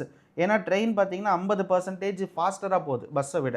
அப்போது 150% of x. அப்போ bus வந்து எக்ஸுன்ற speed போகுதுன்னா train பார்த்தீங்கன்னா 150 divided by 100 into x. 0 அடிச்சிருங்க, 5ஆல் அடிச்சிங்கன்னா 3/2. ஸோ அப்போ பஸ்ஸோட ஸ்பீடு வந்து எக்ஸு. அப்போ ட்ரெயினோட ஸ்பீடு என்னன்னு பார்த்தீங்கன்னா 3x/2. ஸோ ரெண்டோட ஸ்பீடும் கண்டுபிடிச்சிட்டேன். பஸ்ஸோட ஸ்பீடு எக்ஸு, ட்ரெயினோட ஸ்பீடு 3x/2. இப்போ இவங்க அடுத்து என்ன சொல்லியிருக்காங்கன்னா, த train stopped at station about 12.5 minutes. Bus வந்து எங்கேயுமே நிற்கலப்பா, ஓகேவா. ஆனால் வந்து பார்த்தீங்கன்னா ட்ரெயின் மட்டும் பார்த்தீங்கன்னா 12 நிமிஷம் நின்று இருக்குது. ஸோ அப்போது பஸ்ஸோட டைமிங் வந்து இப்போது டைம் டேக்கன் பை பஸ், ஓகேவா, is equals to time taken by train plus 12.5 minutes எக்ஸ்ட்ராவாக எடுத்திருக்கோம். ஸோ நான் இதை மட்டும் எப்படி எழுதுனேன்னு பாருங்கப்பா. இந்த ஈக்குவேஷன் மட்டும் நான் என்ன பண்ணியிருக்கேன்னா, பஸ்ஸோட டைமும் ட்ரெயினோட டைமும் ஈக்குவேட் பண்ணியிருக்கேன். ஏன்னா இவங்க என்ன சொல்லியிருக்காங்க பாருங்களேன், both starts at same time. ரெண்டுமே சேம் டைமில் தான் ஸ்டார்ட் ஆகுது. ரெண்டுமே ரீச் ஆனதும் சேம் டைம் தான், which is 75 km at the same time. They reach Panipat. Panipat reach ஆனதும் சேம் டைம் தான். அப்போது ரெண்டுமே சேம் டைமில் தான் இருக்குது. பட் எக்ஸ்ட்ராவாக என்ன மட்டும் ஆயிருக்குன்னு பார்த்தீங்கன்னா, இந்த ட்ரெயின் மட்டும் நடுவில் ஒரு 12 நிமிஷம் எங்கேயோ ஸ்டாப் பண்ணியிருக்கு. அதனால பஸ்ஸு வந்து எங்கேயுமே ஸ்டாப் பண்ணல. Time taken by bus is equals to time taken by train plus 12.5 extra minutes ஆயிருக்கு. அதனால் அதை ஈக்குவேட் பண்ணியிருக்கேன். ஸோ டைம்ன்றது பார்த்தீங்கன்னா நமக்கு வந்து distance divided by speed. So distance, ஏன்னா டைம் உங்கள் speed is equals to distance by டைம்ப்பா. அப்போ டைம்ன்றது டிஸ்டன்ஸ் பை ஸ்பீடு. ஸோ இந்த இடத்துல distance by speed equal to distance by speed plus 12.5 minutes. அவ்வளோதான். இப்போ ஃபார்முலாவில் சப்ஸ்டியூட் பண்ணிட்டா போதும்னு நினைக்கிறேன். ஸோ டிஸ்டன்ஸுன்றது 75 km டிவைடட் பை ஸ்பீடு, பஸ்ஸோட ஸ்பீடுன்றது எக்ஸு. இது பார்த்திங்கன்னா ட்ரெயினோட அதே டிஸ்டன்ஸ் தான். ஸ்பீடு எவ்வளோன்னு பார்த்தீங்கன்னா 3x டிவைடட் பை 2 ட்ரெயினோட ஸ்பீடு ஈக்குவல் டு 12.5 minutesல இருக்குது. இவங்க எல்லாமே ஹவரில் கொடுத்துருக்காங்க. மினிட்டை ஹவராக மாற்றணும். 125 டிவைடட் பை 600பா, ஓகேவா. மினிட் ஹவராக மாற்றணுன்னா டிவைடட் பை 60. டெசிமல் பாயிண்ட்டை வெளியில் எடுக்கிறதுக்காக டிவைடட் பை இன்னொரு 0 போட்டுக்கிட்டேன். ஸோ 125/60 600. இந்த கேன்சல் பண்ணேன்னா 25ஆல் அடிக்கலாம் 3 times. So 75/x minus of 50/x equal to 125/600. 75 50ன்றது 25. So 25/x equal to 125/600. 25 அடிச்சிங்கன்னா 5 வாட்டி, இதை அடிச்சிங்கன்னா 120 வாட்டி. அப்போது எக்ஸுன்றது 120.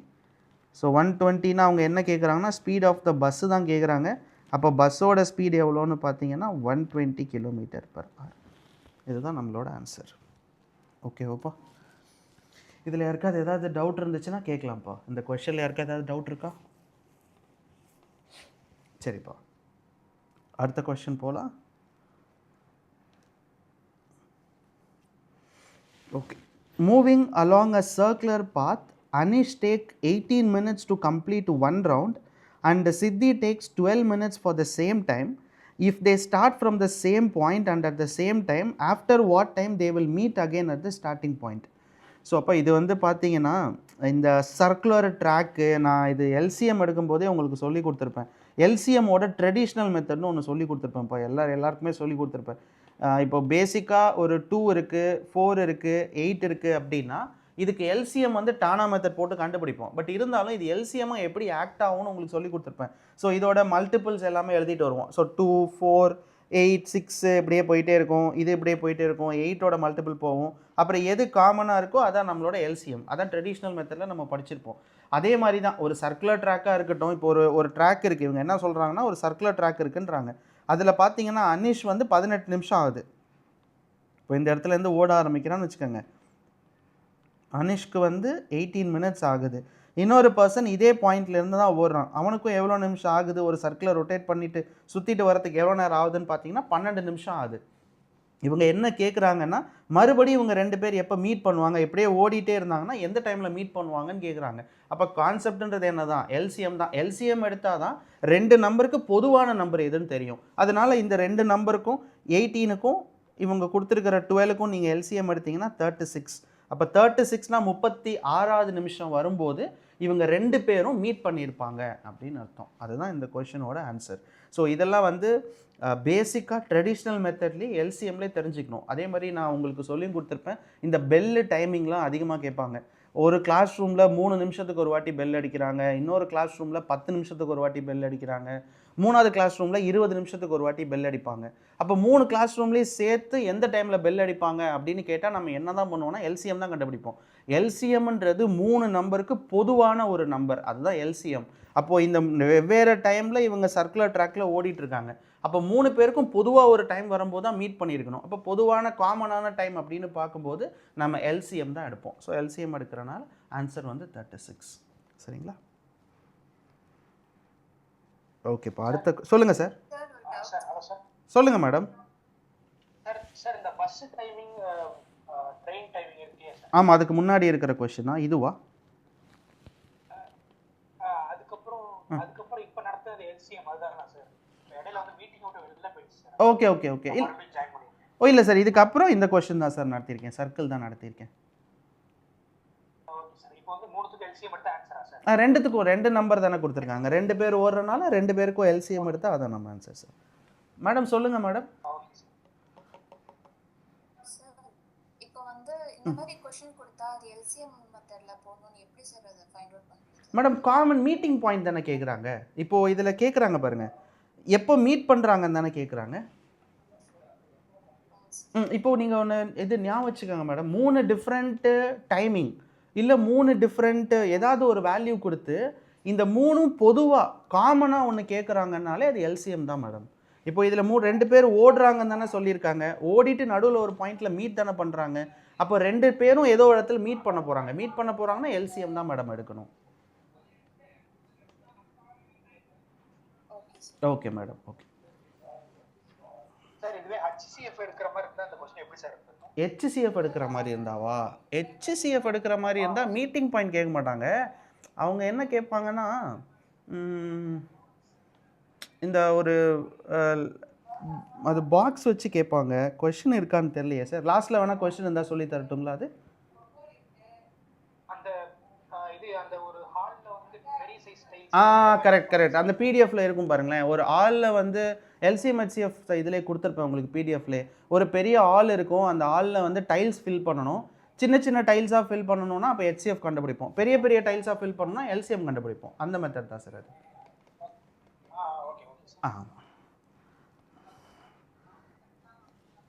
ஓகேப்பா. அடுத்த கொஸ்டின்ப்பா. So the population of the town is increased by 10% every year.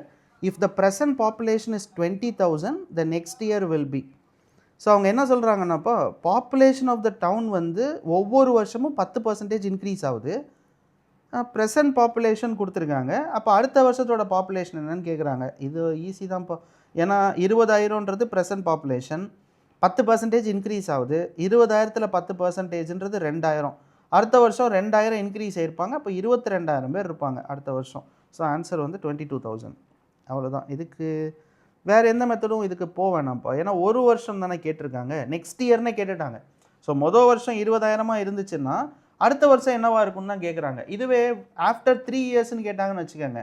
அப்போ தான் உங்களுக்கு மேஜராக ஒரு பாப்புலேஷனில் ஒன்று சொல்லி கொடுத்துருப்பேன். இனிஷியல் பாப்புலேஷன் போடுங்க இன்டூ எவ்வளோ இன்க்ரீஸ் இல்லை எவ்வளோ decrease equal to final population. இதை வச்சே நம்ம வந்து காம்பவுண்ட் இன்ட்ரெஸ்ட் கொஷனும் பாப்புலேஷன் கொஷனும் சால்வ் பண்ணியிருப்போம். ஸோ அந்த மாதிரி மெத்தட் தான் இது. ஆனால் இங்கே நான் அதை யூஸ் பண்ணலை, ஏன்னா அவங்க கேட்டதே ஒரு வருஷத்துக்கு தான். அதனால் டைரெக்டாக 20,000ல் 10% எவ்வளோ பேர்னு பார்த்தேன். 2,000 பேர் அதிகமாக இருப்பாங்க அடுத்த வருஷம். அப்போ 22,000 பேராக இருப்பாங்க. அப்போ 22,000 தான் இந்த ஆப்ஷனோட ஆன்சர். Okay, 12th answer. ஓகேப்பா, அடுத்த question. Bhavana borrowed rupees 4,500 from a lender at a rate of 15% simple interest on 26th March 2018 and cleared the loan on 7th June of the same year. What amount did she pay to clear her loan? இங்கே பாருங்கப்பா, இது என்ன question பார்த்தீங்கன்னா ரொம்ப கேர்ஃபுல்லாக இருக்கணும். ஏன்னா இந்த மாதிரி கொஷின்லாம் நம்ம வந்து கிளாஸ் ரூமில் சால்வ் பண்ணியிருக்க மாட்டோம். ஏன்னா நம்ம கிளாஸ் ரூமில் சால்வ் பண்ணது வந்து ஒரு சிம்பிள் இன்ட்ரெஸ்ட்டில் வேல்யூவை எப்படி அப்ளை பண்ணணும், எப்படி வந்து ரேட் ஆஃப் இன்ட்ரெஸ்ட் கண்டுபிடிக்கணும், இதை தான் பார்த்தோம். இதில் என்ன ஒரு சின்னதாக ஒரு ட்விஸ்ட் கொடுத்துருக்காங்க பாருங்கள். சின்ன கொஷின் தான், ஆனால் என்ன கொடுத்துருக்காங்கன்னு பார்த்தீங்கன்னா, பாவனா வந்து 4,500 வந்து லோன் எடுத்திருக்காங்க. அப்போ இது என்ன அமௌண்ட்டு? பிரின்சிபல். ஓகேவா? லோன் எடுத்தாலோ இல்லை லோன் கொடுத்தாலோ பிரின்சிபல்னு சொல்லி கொடுத்துருப்பேன். எவ்வளோ ரேட் ஆஃப் இன்ட்ரெஸ்ட்டில் எடுத்திருக்காங்கன்னு பாருங்கள். 15% ஆர் வேல்யூ கொடுத்துருக்காங்க ரேட் ஆஃப் இன்ட்ரெஸ்ட். இப்போது what amount did she pay to clear a loan? கடன் வாங்கினதை வந்து திருப்பி கொடுக்கணுன்னா அவங்க என்ன கொடுக்கணும்? வாங்கின கடனையும் கொடுக்கணும், இன்ட்ரெஸ்ட்டையும் கொடுக்கணும். அப்போ தான் வந்து அந்த லோன் முடிஞ்சிருக்கும். அப்போ அவங்க என்ன கொடுத்துருப்பாங்க? பிரின்சிபலும் கொடுத்துருப்பாங்க, இன்ட்ரெஸ்ட்டும் கொடுத்துருப்பாங்க. எனக்கு இங்கே என்ன தெரிஞ்சிருச்சு? பிரின்சிபல். இப்போ நான் என்ன கண்டுபிடிக்கணும்? இன்ட்ரெஸ்ட் கண்டுபிடிக்கணும். இன்ட்ரெஸ்ட் கண்டுபிடிக்கணும்னா இந்த கொஷின்லேயே தெளிவாக சொல்லிட்டாங்க, இது சிம்பிள் இன்ட்ரெஸ்ட் அப்படின்னு சொல்லிட்டாங்க. அப்போ சிம்பிள் இன்ட்ரெஸ்ட்டோட ஃபார்முலாவை அப்ளை பண்ணுங்கள். Simple interest is equals to PTR, PNR by 100 இல்லை பிடிஆர் பை 100 எதனாலும் போட்டுக்காங்க. சிம்பிள் இன்ட்ரெஸ்ட் அப்படியே இருக்கட்டும்.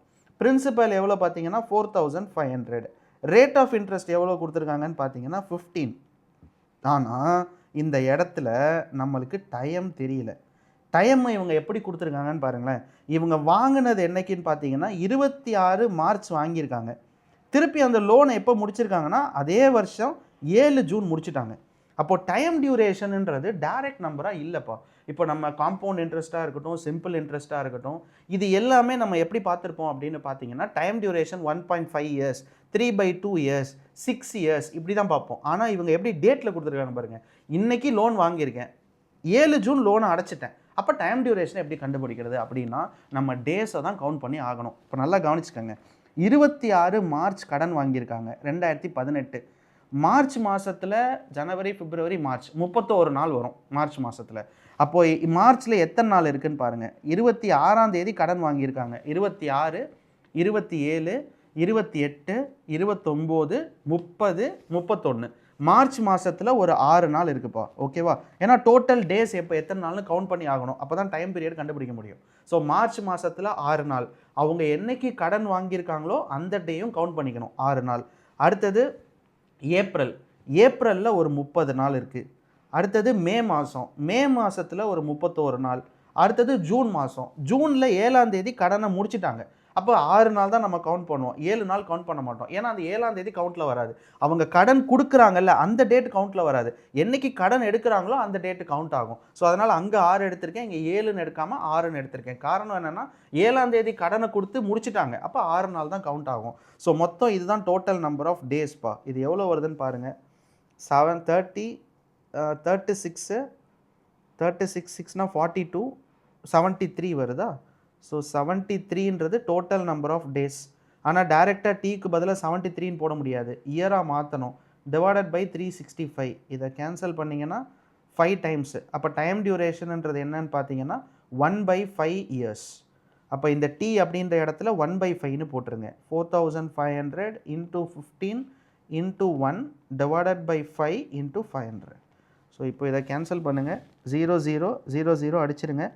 9 5s are 45. So 9 5s are 45, 4, 135.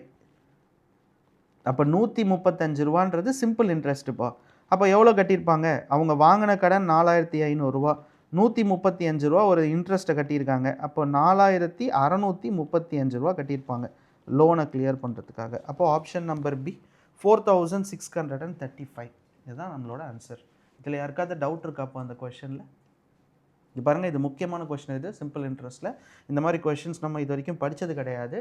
அவங்க வந்து டைம் டியூரேஷன் எப்போதுமே டைம் டியூரேஷன் நம்ம பார்த்த கொஷின் எல்லாமே டேரெக்டாக இருக்கும்ப்பா. இதில் டேரெக்டாக இல்லை, ஒரு டேஸில் கொடுத்துருக்காங்க. அப்போ நான் என்ன பண்ணேன்னா மார்ச் மாதம் எத்தனை நாள் இருக்குது, ஏப்ரல், மே, ஜூன் டோட்டல் டேஸ் கவுண்ட் பண்ணேன். எதனால டிவைடட் பை 365 போட்டேன் அப்படின்னா, எப்போதுமே நம்ம டைம் டியூரேஷனோ ரேட் ஆஃப் இன்ட்ரெஸ்ட்டோ சப்ஸ்டியூட் பண்ணும்போது இயர்ஸில் தான் இருக்கணும்னு சொல்லியிருப்பேன். அதனால் டைம் டியூரேஷனை இயர்ஸில் மாற்றுறதுக்காக டிவைடட் பை 365 போட்டேன். 1/5 வந்துச்சு. அந்த டைம் டியூரேஷனை 1/5 போட்டு கால்குலேட் பண்ணியிருக்கேன். சரிங்களா? ஸோ ஃபைனல் ஆன்சர் என்னன்னு பார்த்தீங்கன்னா 4635. சரிப்பா, அடுத்த கொஸ்டின் சொல்லுங்கள் சார். 2018ங்கிறத கொடுக்காம பிப்ரவரியிலேருந்து ஆரம்பிச்சிருந்தாங்கன்னா நம்ம லீப் இயரை கன்சிடர் பண்ணுமா சார்? கண்டிப்பாக பண்ணணும். இப்போ 26 மார்ச்னு கொடுக்காம 26 ஃபிப்னு கொடுத்துருந்தாங்கன்னு வச்சுக்கோங்க. பிப்ரவரி அப்படின்னு கொடுத்தாங்கன்னா அப்போ நம்ம பிப்ரவரி மாதம் வந்து 29 நாள் இருக்கா இல்லை 28 நாள் இருக்கான்னு தெரியாது. அப்போ நம்ம என்ன பண்ணணும் அப்படின்னு பார்த்தீங்கன்னா டிவைட் பண்ணணும். வருஷத்தை வந்து நம்ம 4ஆல் டிவைட் பண்ணி அது லீப் இயரா நான் லீப் இயரான்னு பார்த்து, அப்போ லீப் இயர்னா இது, நான் லீப் இயர்னா இதுன்னு தான் சார் போடணும். சார் அது கொடுக்கல என்ன கேக்குறேன் சார், அது கொடுத்தா அப்படி போடுவோம். எது கொடுக்கலன்னா சார், இயரே மென்ஷன் பண்ணல, இயரே மென்ஷன் பண்ணலனாக்க இல்ல இயரே கொடுக்காம அப்படி ஒருவேளை அவங்க கொடுத்தாங்கன்னா அப்படி கொடுக்க மாட்டாங்க சார். அப்படி கொடுத்தாங்கன்னா cannot be determined தான். ஒருவேளை பிப்ரவரி மந்த் வந்துச்சுன்னா சொல்கிறேன். இப்போது இப்படி கொடுத்துருக்காங்கன்னு வச்சுக்கோங்களேன், 26th Feb to 7 June இப்படி ஒருவேளை அவங்க கொடுத்துருந்தாங்க உங்கள் கொஷனில் அப்படின்னா answer cannot be determined sir. ஏன்னா வந்து நம்மளுக்கு cannot be determined இல்லையா, அப்படி இருக்குமான்னு தெரியலையே. அப்படி இருக்க வாய்ப்பு இல்லை சார். ஏன்னா பிப்ரவரி மந்தில் நம்ம லோன் வாங்கின டேஸை கவுண்ட் பண்ண முடியாதுல்ல. இப்போ 26ஆம் தேதி கடன் வாங்கியிருக்காங்க, அதுக்கு 28 நாள் வருமா, இது வருமானே தெரியாதுல்ல சார். அப்போ மோஸ்ட்டாக அவங்க cannot be determined கொடுத்துருக்கணும். அப்படி அவங்க ஒரு வேளை கொடுக்கலன்னா நம்ம 2 ஆப்ஷனை கண்டுபிடிச்சிக்க வேண்டியதுதான் சார். இயர் கண்டிப்பாக கொடுத்துருப்பாங்க சார். பிப்ரவரி கொடுத்தா இயர் கொடுத்துருப்பாங்க சார் மோஸ்ட்டாக. ஓகே சார், ஓகேப்பா.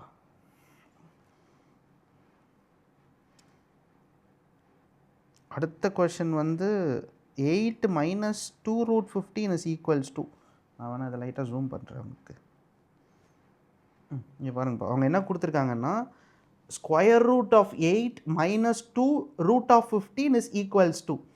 இது எதுக்கு ஈக்குவல்னு கேட்குறாங்கப்பா. சரியா? இந்த கொஷின் வந்து அல்ஜீப்ராவில் பார்க்கலாம். ஓகேவா? அல்ஜீப்ராவில் சில கேசஸில் பார்க்கலாம். இல்லைன்னா பேசிக்காக ஆப்டிடியூடோட சிம்பிளிஃபிகேஷன்லேயே சில கொஷின் இந்த மாதிரி இருக்கும். ஒரு சில கொஷின் ரொம்ப ரேர் கேஸ் தான், பட் இருக்கும், இந்த மாதிரி கொஷின் இருக்கும். இப்படி இருந்துச்சுன்னா இதுக்கு வந்து நம்ம ஒரு சின்ன ஷார்ட்கட் ஒன்று தெரிஞ்சு வச்சுக்கணும்.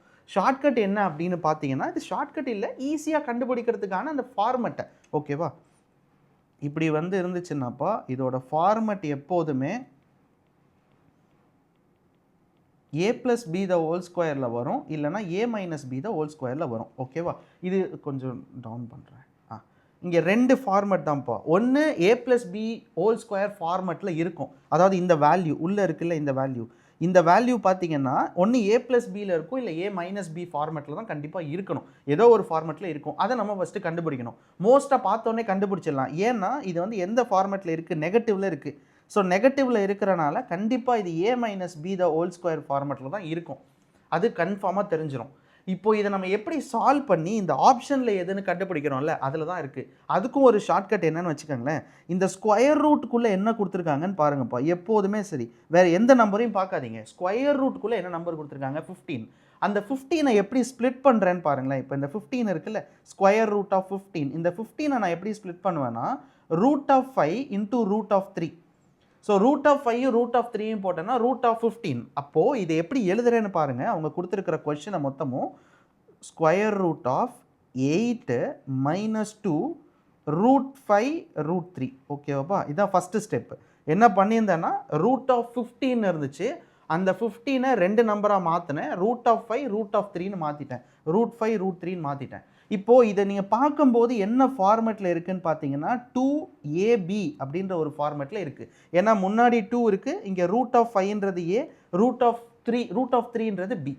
இப்போ அடுத்து முன்னாடி இருக்குது பாருங்கள் இந்த 8. இதை நான் என்னவா மாற்றணும்னா ஏ ஸ்கொயர் ப்ளஸ் பி ஸ்கொயராக மாற்றிட்டேன்னா இது ஒரு ஃபார்மெட்டுக்கு வந்துடும். அப்போ இது எப்படி நான் ஏ ஸ்கொயர் ப்ளஸ் பி ஸ்கொயர்னு மாற்றுறேன்னா ஏக்கு பதிலாக root of 5 root of 5 the whole square plus B root of 3 the whole square minus of 2 root of 5 root of 3. இப்போ பாருங்கப்பா 2 ரூட் ஆஃப் 5 ரூட் ஆஃப் 3 அப்படியே தான் இருக்குது, எந்த சேஞ்சும் பண்ணலை. இந்த 8 மட்டும் நான் இப்படி எழுதியிருக்கேன். Root of 5 the whole square, root of 5 the whole ஸ்கொயர்ன்றது 5, root of 3 the whole square, root of 3 the whole ஸ்கொயர்ன்றது 3. இப்போ 5ம் 3யும் ஆட் பண்ணிங்கன்னா 8. அந்த 8 தான் நான் இப்படி 2 ஃபார்மெட்டில் எழுதியிருக்கேன். இப்போ இந்த மொத்த கொஸ்டினும் எந்த ஃபார்மெட்டில் இருக்குதுன்னு பார்த்தீங்கன்னா A square B square minus 2ab அந்த ஃபார்மெட்டுக்கு கொண்டு வந்துட்டேன். அப்போ இது மொத்தமே என்ன ஃபார்முலானா A minus B the whole square. So A minus பின்றது root of 5 minus root of 3 the whole square. 2ம் 2ம் கேன்சல் ஆகிடும். அப்போ ஃபைனல் ஆன்சர் என்னன்னு பார்த்தீங்கன்னா root of 5 minus root of 3 minus root of 3. ஓகேவாப்பா, புரிஞ்சுதுங்களா எப்படி போட்டேன்னு? என்ன நம்பர் இருந்தாலும் சரிப்பா, அந்த ரூட்குள்ளே என்ன நம்பராக இருந்தாலும் அதை 2 ஃபார்மெட்டாக பிரிச்சுடுங்க. ஓகேவா? Root 5 root 3. இப்போ இது ஏவோட வேல்யூன்னு வச்சுக்கோங்க, இது பியோட வேல்யூன்னு வச்சுக்கோங்க. அப்போ ஃபார்முலா படி எழுதுங்க, A square plus B square minus 2ab இதுதான் ஃபார்முலா. இந்த ஃபார்மெட்டுக்கு நீங்கள் கொண்டு வரணும். அப்போ ஏவோட வேல்யூ என்னன்னு பார்த்தீங்கன்னா ரூட் 5 த ஹோல் ஸ்கொயர், பியோட value root 3 the whole square minus 2 root 5 root 3. அதான் இங்கே எழுதியிருக்கேன், கம்ப்ளீட்டாக எழுதியிருக்கேன் பாருங்கள். எழுதுனதுக்கப்புறமா A minus B the whole square எழுதியிருக்கேன், கேன்சல் பண்ணியிருக்கேன். அப்போ இது மட்டும் தான் எனக்கு ஆன்சர் வந்திருக்கு. So root 5 minus root 3. ஓகேப்பா, அடுத்த கொஸ்டின் சொல்லுங்கள் சார். சார் அந்த ரூட் 5 இன்ட்டு ரூட் 3 எழுதிருப்பாங்க. ஆமாம் சார். சப்போஸ் அதில் ஏதாச்சும் ஒன்று வந்து பர்ஃபெக்ட் ஸ்கொயராக வந்துச்சு அப்படின்னாக்கா அதை வந்து பர்ஃபெக்ட் ஸ்கொயர் ஆக்கிடலாமா, இல்லை அந்த ஃபார்முலா வர வரைக்கும் நம்ம வச்சுக்கணுமா சார்? இல்லை, அது வந்து அப்படியே ஃபார்முலா வர வரைக்கும் வச்சுக்கிறதா சார் நல்லது. அப்போ தான் 2ab ஃபார்மெட்டில் வரும் சார்.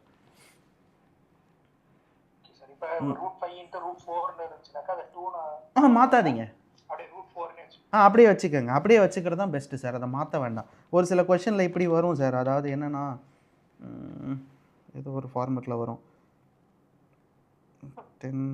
12 ஏதோ வரும், இப்படி இருக்கும் சார். 12 மைனஸ் 2 ரூட் 20ன்னு வரும், இப்படி கொடுத்துருப்பாங்கன்னு நினைக்கிறேன். இந்த மாதிரி இருக்கும் சார். இப்போ 20யை நம்ம என்ன பண்ணுவோன்னா 10 இன்ட்டு 2 இல்லைனா 5 இன்ட்டு 4 2 விதமாக கூட எழுதலாம். இப்போ இந்த 4க்கு நீங்கள் ஸ்கொயர் ரூட் எடுக்கணுமான்னு கேட்டால் தேவையில்லை சார், அப்படியே வச்சுக்கலாம். அப்படியே வச்சே நீங்கள் போட்டுக்கலாம் சார், எடுக்க வேண்டாம். இல்லை சார், இப்போ 10 இன்ட்டு 2ன்னு போட்டால் தானே நம்மளுக்கு அந்த ஸ்கொயர் தனித்தனியாக ஸ்கொயர் பண்ணும்போது 12 வரும். ஆமாம், அப்போ நம்ம யோசிக்கணும். இப்போ ஃபேக்டர்ஸ் இதுக்கு நமக்கு ஃபேக்டர் கிடையாது. இப்போ 15 இருக்குன்னா நம்மளுக்கு ஃபேக்டர் இல்லை. இப்போ 20 வரும்போது 2 ஆப்ஷன் இருக்குது சார். ஒருவேளை நம்மளுக்கு ரெண்டாவது இப்போ இங்கே 9 இருந்துச்சுன்னா என்ன பண்ணுவீங்க சார் இந்த இடத்துல? 9 இருந்துச்சுன்னா 5 இன்ட்டு 4. அப்போ நம்ம அந்த இடத்துல யோசிக்கணும் சார். அப்போ 10-2 எடுக்கலாமா இல்லை 5-4 எடுக்கலாமா? அப்போ 5-4 எடுக்கும்போது 4க்கு ஸ்கொயர் ரூட் எடுத்துக்கூடாது சார், அப்படியே தான் வச்சுக்கணும் நீங்கள். Okay sir. ஓகேப்பா, இது வந்து 14வது கொஸ்டின்.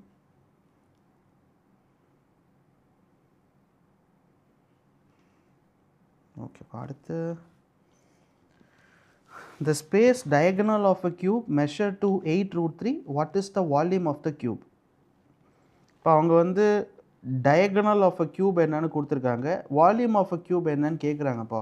ஸோ கியூப்னு எடுத்திங்கன்னா 2 ஃபார்முலா தான் இருக்கும். ஒன்று வால்யூம் ஆஃப் அ கியூப், இன்னொன்று கியூபுக்கான டயகனல். அதே மாதிரி கியூபாய்டு எடுத்துக்கிட்டிங்கன்னா வால்யூம் ஆஃப் அ கியூப் இருக்கும், total surface area, lateral surface area, diagonal இருக்கும். இதுதான் ஃபார்முலா. இதில் கியூபோட டயகனல் ஃபார்முலா பார்த்தீங்கன்னா ஏ ரூட் 3பா. இதுதான் டயகனல் ஆஃப் கியூப். இந்த கொஸ்டினில் டயகனல் 8 ரூட் 3ன்னு சொல்லிட்டாங்க. அப்போ டயகனல் 8 ரூட் 3 கொடுத்துட்டாங்க. அப்போ a root 3 equal to 8 root 3. இப்போ ரூட் 3 அடிச்சிருங்க. அப்போ ஏவோட வேல்யூ 8. இப்போ இவங்க என்ன கேட்குறாங்கன்னா what is the volume of the cube. So கியூபோட வால்யூம்ன்றது ஏ கியூப்பா. அப்போ 8 கியூப்ன்றது 512. So 512 centimetre square. ஓகேவா? ஸோ கம்ப்ளீட்டாக ஃபார்முலா தான். ஸோ கியூபுக்கும் கியூபாய்டுக்கும் ஃபார்முலா படித்து வச்சுக்கோங்க. Area volume of a cube, volume of a cuboid, அப்புறம் வந்து surface area of a cube, surface area of a cuboid, அப்புறம் diagonal of a cube, diagonal of a cuboid. So இதெல்லாம் பார்த்து வச்சுக்கோங்க, சரிங்களா? அடுத்ததுப்பா, in a certain code mad is equals to 56, cat is equals to 80, then den is equal to. இப்போ இவங்க என்ன சொல்கிறாங்கன்னா மேடை வந்து 56ன்னு எழுதுகிறாங்க. ஓகேவா, மேட் ஈக்குவல் டு 56. இது எப்படி எழுதியிருப்பாங்கன்னு பார்க்கணும்ப்பா.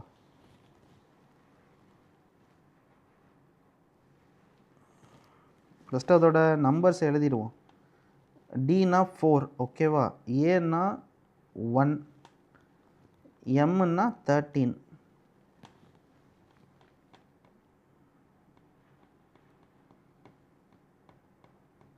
எல்லாத்தையும் ஆட் பண்ணி ஏதாவது பண்ணியிருக்காங்களான்னு பாருங்கள். 13 1 14 14 14 18.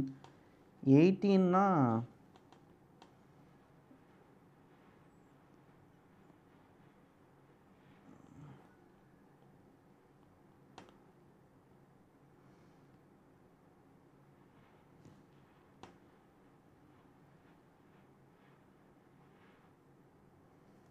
இப்போ இவங்க ஃபஸ்ட்டு இங்கே பாருங்கப்பா, ஃபஸ்ட்டு 2 நம்பரையும் ஆட் பண்ணியிருக்காங்கப்பா. ஓகேவா, 13 + 1ன்றது 14, லாஸ்ட்டு நம்பரோட மல்டிப்ளை பண்ணியிருக்காங்க 56. ஸோ இப்போது நீங்கள் கேட் எடுத்துக்கிட்டிங்கன்னு வச்சுக்கோங்களேன், ஃபஸ்ட்டு நம்பரை ஆட் பண்ணி CATயா இவங்க என்ன பண்ணியிருக்காங்கன்னா 3, ஏ வந்து 1. ஸோ இது ரெண்டையும் ஆட் பண்ணியிருக்காங்க. அப்போ மொத்தம் என்னென்னா 4. டீன்றது எவ்வளோன்னு பார்த்தீங்கன்னா 20. இதை ரெண்டையும் மல்டிப்ளை பண்ணியிருக்காங்க. அப்போது 80. இதான் பண்ணியிருக்காங்க 80. அப்போது இவங்க டென்னுன்னா என்ன பண்ணணும்னா டியையும் இயையும் ஆட் பண்ணிக்கணும், எண்ணை வந்து நம்பரோட மல்டிப்ளை பண்ணி இங்கே போட்டுக்கணும். அவ்வளோதான். ஓகேவாப்பா. ஸோ 126ன்னு நினைக்கிறேன் இவங்க கொடுத்துருக்காங்க. ஓகேப்பா, பரவாயில்ல, கண்டுபிடிக்க முடியலன்னா பரவாயில்ல, பட் ப்ராக்டிஸ் பண்ணிகிட்டே இருங்க இந்த மாதிரியும். ஓகேவா, அதனால தான் ரெகுலராக உங்கள் டெஸ்ட்டில் எல்லாத்துலேயுமே பார்த்தீங்கன்னா ஒரு கொஷின் இது கொடுத்துருப்பாங்க. கோடிங் டீகோடிங்கில் கொடுத்தே இருப்பாங்க, அப்புறம் அந்த கொஷின் மார்க் வச்சதில் கொஞ்சம் கொடுத்துருப்பாங்க, பிளட் ரிலேஷன்லாம் கொடுத்துருப்பாங்க. இது ரெகுலராக போட்டுகிட்டே இருந்தீங்கன்னா அந்த ஃபார்மேட் வந்து உங்களால் கண்டுபிடிக்க முடியும். அடுத்தது இப்போ a certain sum of money is divided among 3 friends, Rajiv, Keval, Amit, ratio 2:3:7. If Amit's share is 15 more than Kejwal. Okay, so அமித்தோட ஷேர் பார்த்தீங்கன்னாப்பா, இதில் அமித்ன்றது லாஸ்ட் பர்சன்ப்பா, கேஜ்வால் வந்து 2வது, ஃபஸ்ட்டு வந்து ராஜீவ். இதில் என்ன சொல்கிறாங்கன்னா அமித்தோட ஷேர் வந்து கேஜ்வாலை விட 15 அதிகமாக இருக்குன்றாங்க. இது நிறைய வாட்டி நம்ம சொல்லியிருக்கோம். இப்போ என்கிட்ட 100 ரூபா இருக்குது, உங்ககிட்ட 120 ரூபா இருக்குன்னா நம்ம 2 பேருக்கும் இருக்கிற அமௌண்ட்டோட வித்தியாசம் தான் 20 ரூபா. அப்போ இங்கே அதை தானே சொல்கிறாங்க, அமித் கிட்ட வந்து கேஜ்வாலை விட 15 ரூபா அதிகமாக இருக்குது. அப்படின்னா என்ன அர்த்தம், அமித்தோட அமௌண்ட்டும் கேஜ்வாலோட அமௌண்ட்டும் 2 பேருக்கும் இருக்கிற டிஃப்ரென்ஸ் தான் 15. அப்போ 2 பேருக்கும் இருக்கிற டிஃப்ரென்ஸ் பார்த்தீங்கன்னா 4x. 4x வந்து 15. அப்போ x is equals to 15/4. அவ்வளோதான். எக்ஸோட வேல்யூ கண்டுபிடிச்சாச்சு. இதை டெசிமல்லாம் கொண்டு போகாதீங்க. நிறைய பேர் உட்காந்து இதை டெசிமல் வேல்யூவெல்லாம் மாற்றுவாங்க. அதெல்லாம் மாற்ற வேண்டாம். எப்போதுமே ஃப்ராக்ஷன்ஸ் அப்படியே இருக்கட்டும். அவங்க ஃபைனலாக என்ன கேட்குறாங்க பாருங்கள், what is the sum of money which is divided, total sum என்னன்னு கேட்குறாங்க. ஸோ 2 + 3 + 7 மொத்தம் 12x.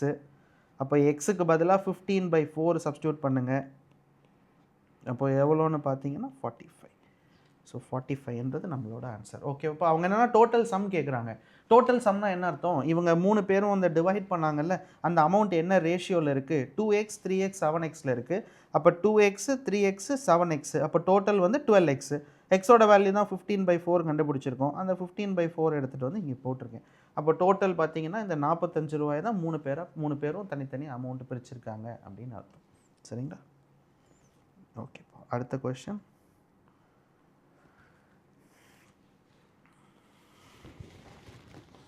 To gain 25% after announcing a discount of 10%, the shopkeeper must mark the price of an article which the cost price is 360.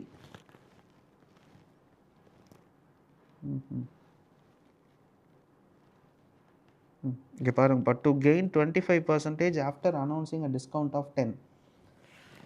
Okay, so இது வந்து பார்த்தீங்கன்னா ரெண்டுமே இருக்குது, டிஸ்கவுண்ட்டும் இருக்குது, கெயினும் இருக்குது. நான் என்ன சொல்லி கொடுத்துருப்பேன்னா, உங்களோட ப்ராஃபிட் அண்ட் லாஸ் கான்செப்டில் இதை அடிக்கடி சொல்லியிருப்பேன். எப்போதுமே டிஸ்கவுண்ட் அப்படின்றது, டிஸ்கவுண்ட் இருக்குது பாருங்கள், டிஸ்கவுண்ட் அப்படின்ற வேல்யூவை நீங்கள் பார்த்தீங்கன்னா அவங்க டிஸ்கவுண்ட்டை எப்போதுமே மார்க்டு ப்ரைஸ்லேருந்து தான் குறைப்பாங்க. அதுக்கு பேர் தான் டிஸ்கவுண்ட். ஒரு ப்ராஃபிட்டோ இல்லை லாஸ் பர்சன்டேஜோ கொடுத்துருந்தாங்கன்னா அது காஸ்ட் ப்ரைஸ்லேருந்து தான் பண்ணுவாங்க. ஓகேவாப்பா? ஸோ ப்ராஃபிட் 25%, லாஸ் 25%னா ப்ராஃபிட்டையும் லாஸ்லையும் எதுலேருந்து குறைக்கணும்னா காஸ்ட் ப்ரைஸ்லேருந்து தான் குறைக்கணும். இவங்க அடுத்து பாருங்கள், டிஸ்கவுண்ட்டுன்னு சொல்கிறாங்கல்ல, டிஸ்கவுண்ட்டு 10%ன்னு. டிஸ்கவுண்ட்டு 10%னா காஸ்ட் ப்ரைஸ்லேருந்து டிஸ்கவுண்ட் போடக்கூடாது, மார்க்டு ப்ரைஸ்லேருந்து தான் எப்போதுமே டிஸ்கவுண்ட்டை கேல்குலேட் பண்ணும். ஞாபகம் வச்சுக்கோங்க.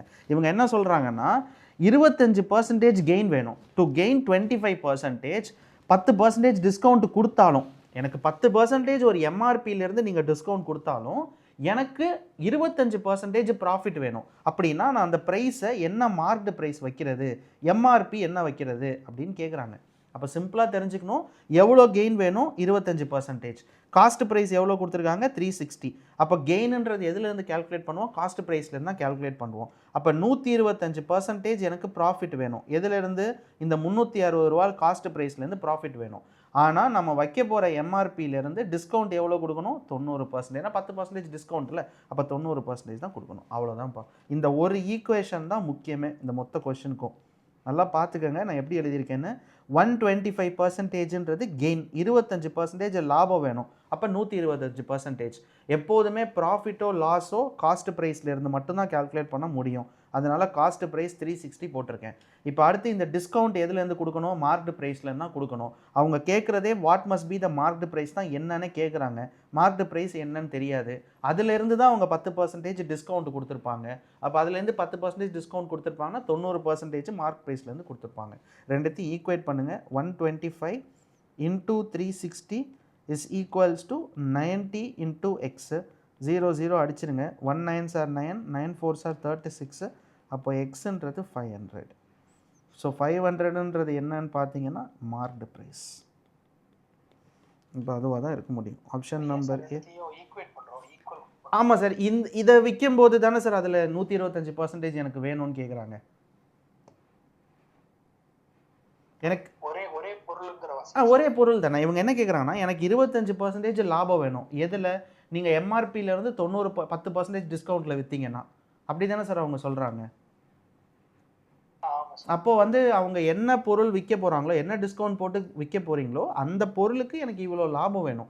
அப்போது அவங்க விற்கிறது இந்த பொருள் சார், எம்ஆர்பியிலேருந்து டிஸ்கவுண்ட் கொடுக்குறது, அது எனக்கு எவ்வளோ லாபம் வேணுமோ இங்கே போட்டிருக்கேன். அவ்வளோதான் சார். ஆமாம், டிஸ்கவுண்ட் இல்லை, டிஸ்கவுண்ட்டுன்னா ஆஃபரு 10% குறைச்சிட்டோம். அப்போ எம்ஆர்பியிலேருந்து 10% குறைச்சி தராங்க. இருந்தாலும் அதில் நமக்கு எவ்வளோ கெயின் வேணும்னு பார்த்தீங்கன்னா 125% லாபம் வேணும். இப்போ 125% லாபம் வேணும் காஸ்ட் ப்ரைஸில். Okay sir. ஸோ இது பார்த்து ஆமாம் மேடம். ஆமாம் ஆமாம் மேடம். ஆமாம் மேடம், மார்க்டு ப்ரைஸ் எவ்வளோன்னு நம்மளுக்கு தெரியல. எப்போதுமே டிஸ்கவுண்ட்டை வந்து மார்க்டு ப்ரைஸில் தான் மேடம் குறைப்போம். ஓகேவா? ஸோ இவங்க டிஸ்கவுண்ட் மார்க்டு ப்ரைஸ் என்னன்னு கொடுக்கல, அதனால எக்ஸ்ன்னு வச்சுட்டு அதிலிருந்து 90% போட்டிருக்கேன் மேடம். Okay madam.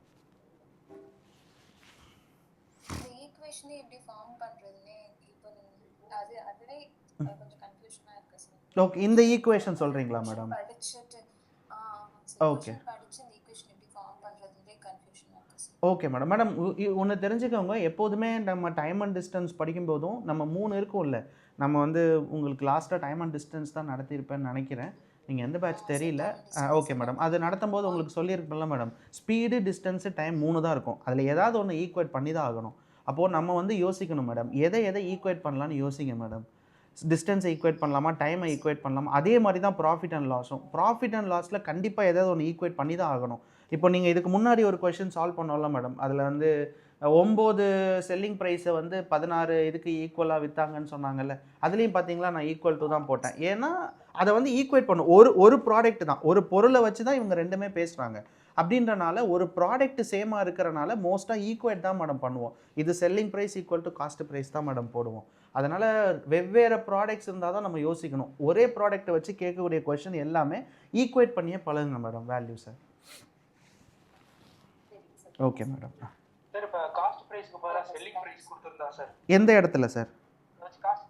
அந்த காஸ்ட் பிரைஸ் ஈக்குவல் டு 316 கொடுத்துட்டாங்க இல்லையா? ஆமாம் sir. Selling price equal to 360 அப்போது செல்லிங் ப்ரைஸ் கொடுத்துருந்தாங்கன்னா காஸ்ட் ப்ரைஸ் இங்கே கண்டே பிடிக்க முடியாதே. அப்படி கொடுத்தா கண்டுபிடிக்க முடியாது சார். ஏன்னா காஸ்ட் ப்ரைஸை வச்சு தானே கெயின் எவ்வளோன்னு கண்டுபிடிக்க முடியும். செல்லிங் ப்ரைஸை வச்சு கெயின் எவ்வளோன்னு கண்டுபிடிக்க முடியாதுல்ல சார். அவங்க தான் செல்லிங் ப்ரைஸே இவங்க கேட்குறதே கெயின் தானே சார். 25% எனக்கு கெயின் தானே வேணும்னு கேட்குறாங்க. அப்போ இங்கே காஸ்ட் ப்ரைஸை கொடுத்தா தானே என்னால் கெயின் எவ்வளோன்னு கண்டுபிடிக்க முடியும். இங்கே செல்லிங் ப்ரைஸை கொடுத்துட்டாங்கன்னா எனக்கு கெயினே இதுதான் தெரிஞ்சிருச்சுல்ல சார். அப்படி கொடுத்தாங்கன்னா நம்ம இந்த வேல்யூவே போட மாட்டோம் சார். டைரெக்டாக இந்த இடத்துல அந்த செல்லிங் ப்ரைஸ் மட்டும்தான் போட்டிருப்போம். 360 மட்டும்தான் போட்டிருப்போம். 125 போட்டிருக்க மாட்டோம். ஏன்னா அதுதான் நம்மளுக்கு செல்லிங் ப்ரைஸு. அது வித்தனால தான் அவருக்கு 25% லாபம் அடைச்சிருக்கு அப்படின்னா அதை டைரெக்டாக செல்லிங் ப்ரைஸே போட்டுருவோம் சார் அந்த இடத்துல. Okay sir.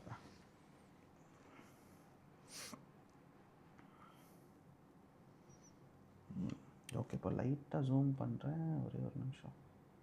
Okay, so there are 6 toys arranged one above the other.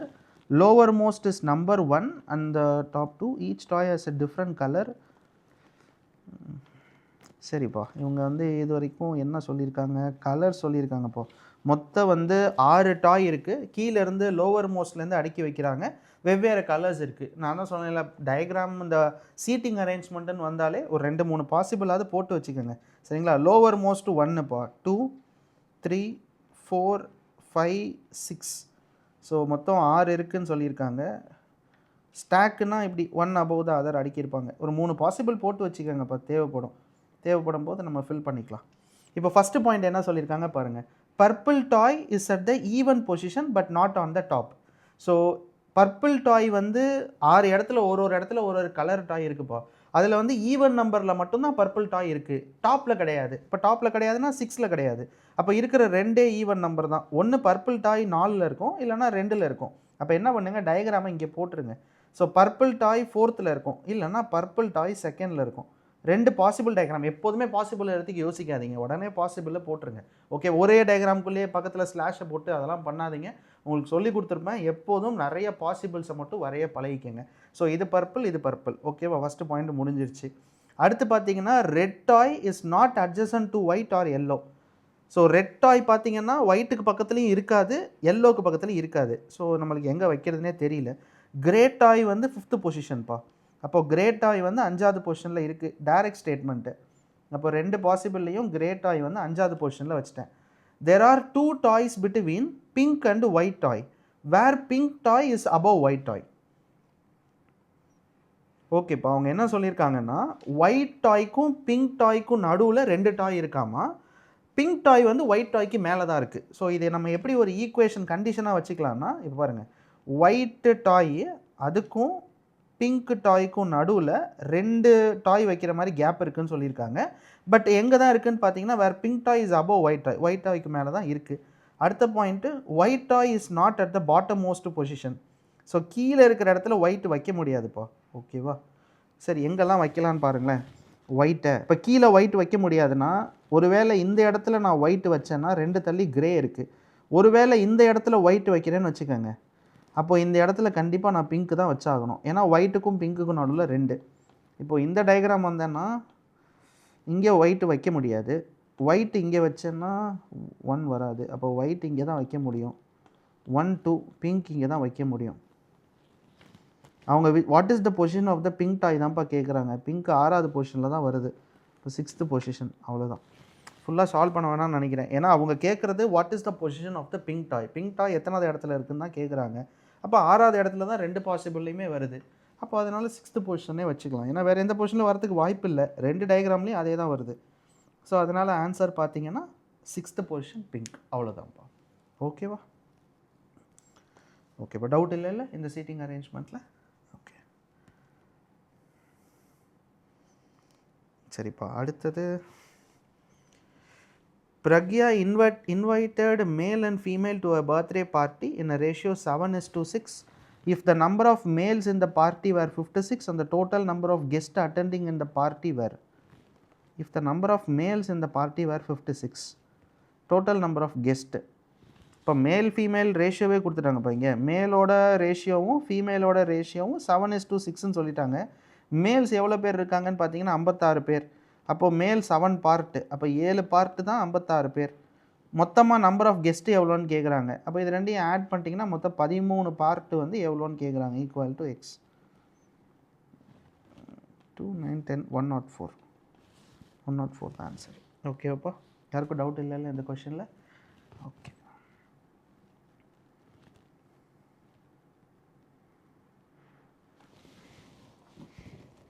There are 6 persons A to F in a room. In a group there are 2 married couples. B is an Italian and is the mother of C. Blood relation பா அது. சரிங்களா? 6 பேர் இருக்காங்க ஒரு ரூமில், 2 married couple.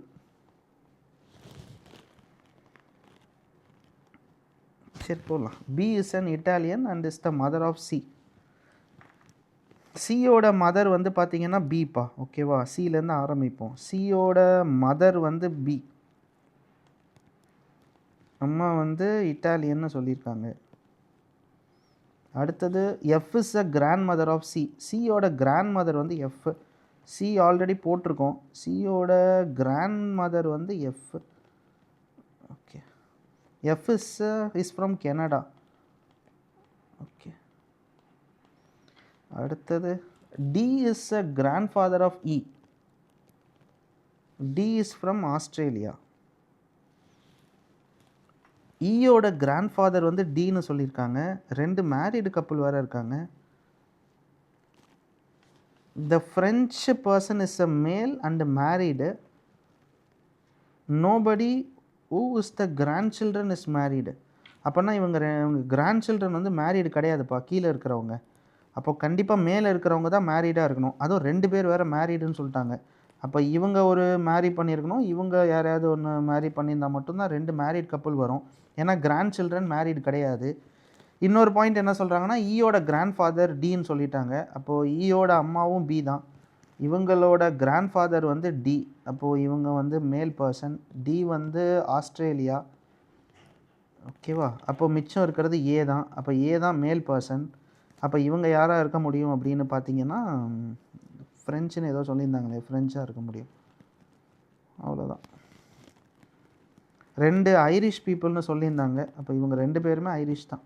இவங்களும் Irish தான், இவங்களும் ஐரிஷ் தான். பட் ஜெண்டர் தெரியாது. 2 பேரும் Irish.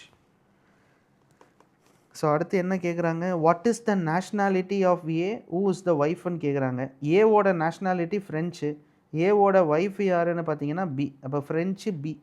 French B. Option number B தான் நம்மளோட ஆன்சர். ஓகேப்பா? ஓகே தானே? சீட்டிங் அரேஞ்ச்மெண்ட் எப்படி போட்டேன்னா, 2 மேரீடு கப்புள் இருக்காங்கப்பா. கிராண்ட் சில்ட்ரன்ஸ் யாருமே மேரீட் கிடையாது. அப்போ மேலே இருக்கிற 2 பேர் தான் மேரீட் கப்புளாக இருக்க முடியும். ஸோ அப்போ மேலே இருக்கிற 2 பேர் ஆல்ரெடி 2 பேருமே கிராண்ட் ஃபாதர் கிராண்ட் மதர்னு கூப்பிட்றாங்க. அப்போ கண்டிப்பாக வந்து அவங்க 2 பேரோட குழந்தைங்க கிராண்ட் சில்ட்ரனாக தான் இருக்க முடியும். அப்போ பியோட மேரீ பண்ணவங்க தான் மிச்சம் இருக்கிற ஏவாக இருக்க முடியும். வேறு ஆப்ஷன் கிடையாது. ஏன்னா மேலே 2 பேருமே மேரீடு. F D. சிஇ 2 பேருமே குழந்தைங்கன்னு தெரிஞ்சிச்சு. அவங்கள மேரேஜ் பண்ண முடியாது. ஏன்னா கிராண்ட் சில்ட்ரன்ஸ் வந்து மேரீட் கிடையாதுன்னு சொல்லிட்டாங்க. அதனால் கப்புள்ஸாக மாற்ற முடியாது. அப்போ நடுவில் இருக்கிற பி தான் ஏவை மேரீ பண்ணியிருக்கணும். ஒரே ஆப்ஷன் அது மட்டும்தான். ஸோ அதனால் பியை வந்து ஏ மேரீ பண்ணி, ஏ வந்து மேல் பர்சன் அப்படின்றனால ஃப்ரெஞ்சுன்னு போட்டிருக்கேன். ஓகேவா? ஓகேப்பா. அடுத்த question. If a pie chart is drawn based on a table below, what is the central angle for food? அவங்க என்ன கேட்குறாங்கன்னாப்பா, சென்ட்ரல் ஆங்கிள்ப்பா. இது வந்து டேட்டா இன்டர்பிரிட்டேஷன் டிஐ. ஸோ டிஐயில் இந்த வேல்யூ இருக்குல்ல, இந்த வேல்யூ வச்சு ஒரு வேளை பை சார்ட் வரைஞ்சா சரிங்களா, அதில் ஃபுட்டுக்கு வந்து என்ன டிகிரி போடுவீங்கன்னு கேட்குறாங்க. அதான் அவங்க கேட்கக்கூடிய கொஷின். ஸோ நான் சொல்லியிருப்பேன்ல, பை சார்ட் உங்களுக்கு டிஐ நடத்தும் போது சொல்லியிருப்பேன். பை சார்ட்டில் 2 தான்ப்பா இருக்கும். பை சார்ட்டில் மட்டும்தான் டைப்ஸு. ஒன்று வேல்யூ எல்லாம் பர்சன்டேஜில் கொடுக்கலாம், இல்லைனா வேல்யூ எல்லாம் டிகிரியில் கொடுக்கலாம். ஸோ ஒன்று டிகிரியில் கொடுத்துருப்பாங்க, இல்லை பர்சன்டேஜில் கொடுத்துருப்பாங்க. பர்சன்டேஜ்னால் என்ன பண்ணுவோம், இன்ட்டு 100. டிகிரினா என்ன பண்ணுவோம், இன்ட்டு 360. அவ்வளோதான். இவங்க என்ன பண்ணியிருக்காங்க பாருங்கள், ஃபுட்டை மட்டும் டிகிரியாக மாற்றணும். Central angle for food. So food மட்டும் எவ்வளோ, 400. டோட்டல் எவ்வளோ, நம்பர் ஆஃப் ஃபேமிலிஸு. இந்த மொத்த ஃபேமிலியில் இருந்து தான் நம்ம வந்து ஃபுட்டு 400. அப்போ மொத்தம் எவ்வளோன்னு பாருங்கள். 400, இது ஒரு 250, இது ஒரு 150, 800, 900, 1000 வருதா? ஸோ 1000 இன்ட்டு 360. ஸோ 0 0 0 0 0 அடிச்சிருங்க. 6 4s are 24 to 12 14 144 டிகிரி 144 டிகிரின்றதான் சென்ட்ரல் ஆங்கிள். ஓகேவாப்பா, எப்படி பண்ணேன்னு புரியுதுங்களா? ஸோ ஏன் 360ஆல் மல்டிப்ளை பண்ணேன்னா அவங்க கேட்குறது சென்ட்ரல் ஆங்கிள். ஆங்கிள் கேட்டாலே டிகிரியில் வேணும், டிகிரியில் வேணும்னாலே 360ஆல் மல்டிப்ளை பண்ணிக்கணும். இது ஃபஸ்ட்டு பார்ட்டு.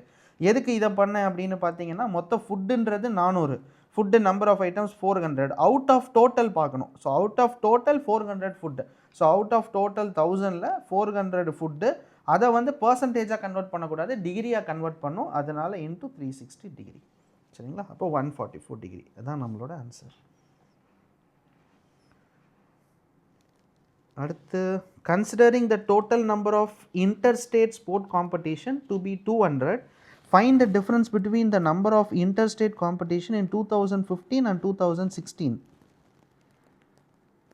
உங்களுக்கு சார்ட் வேல்யூ ரொம்ப சின்னதாக தெரியுதுன்னு நினைக்கிறேன். என்ன சொல்கிறாங்கன்னாப்பா, இந்த டோட்டல் காம்படிஷன் இருக்காங்கல்ல, இதில் எவ்வளோ பேர் இருக்காங்களாமா? 200 பேர் இருக்காங்களாம். ஓகேவா? டோட்டல் கொடுத்துருக்காங்க.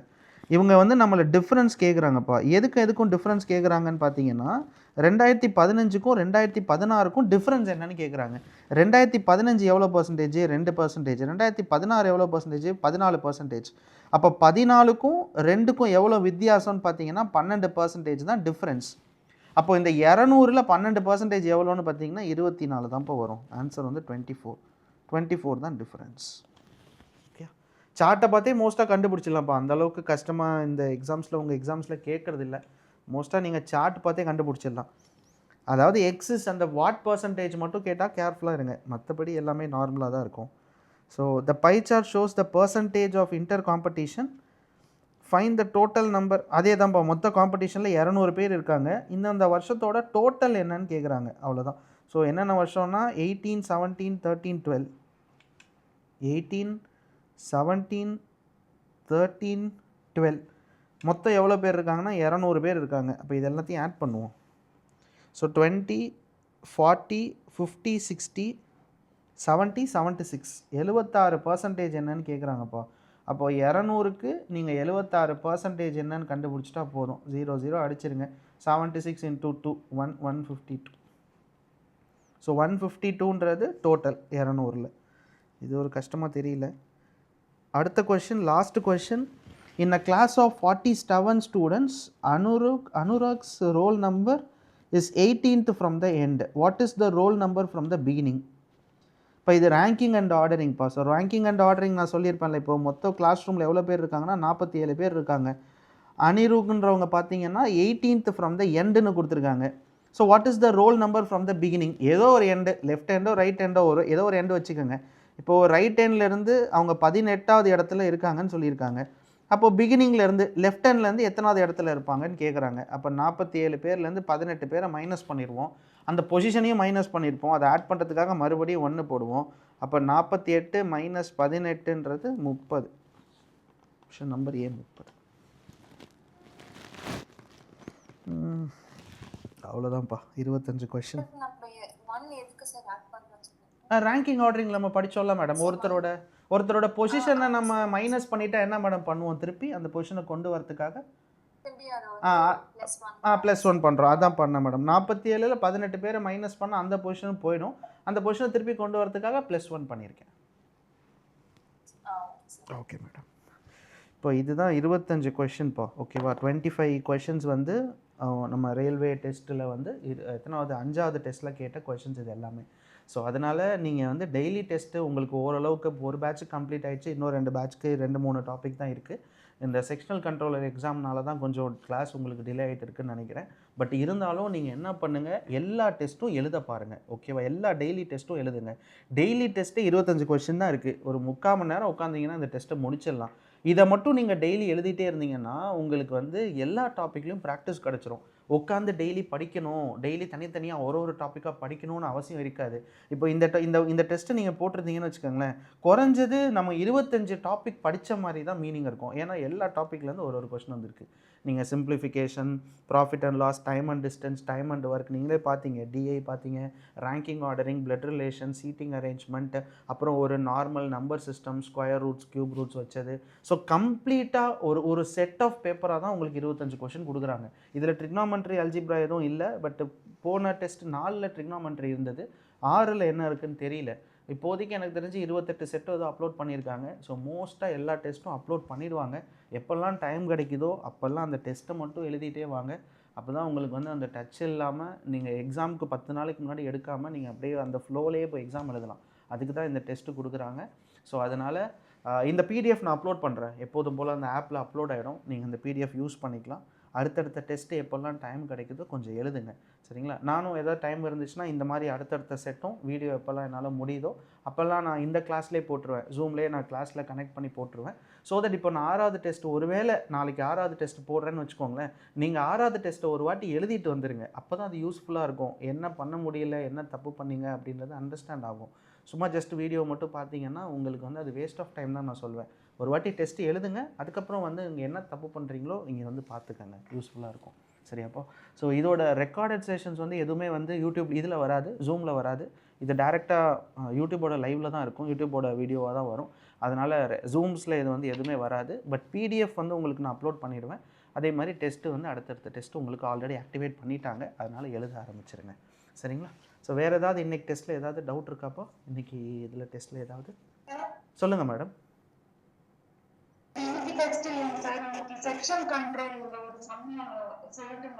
சொல்லுங்கள் மேடம். என்ன மேடம் கேட்டாங்க?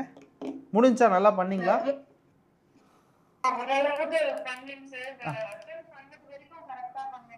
ஓகே.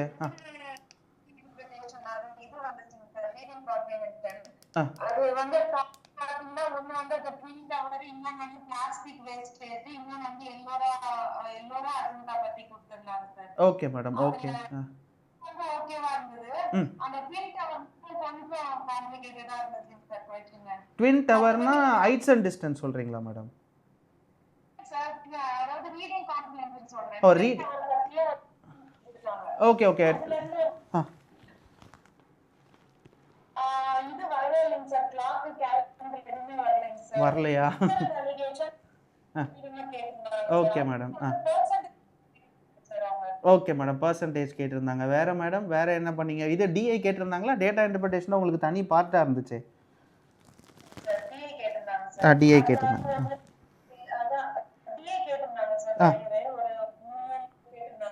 ஆமாம் உங்களுக்கு டிஐ தனி.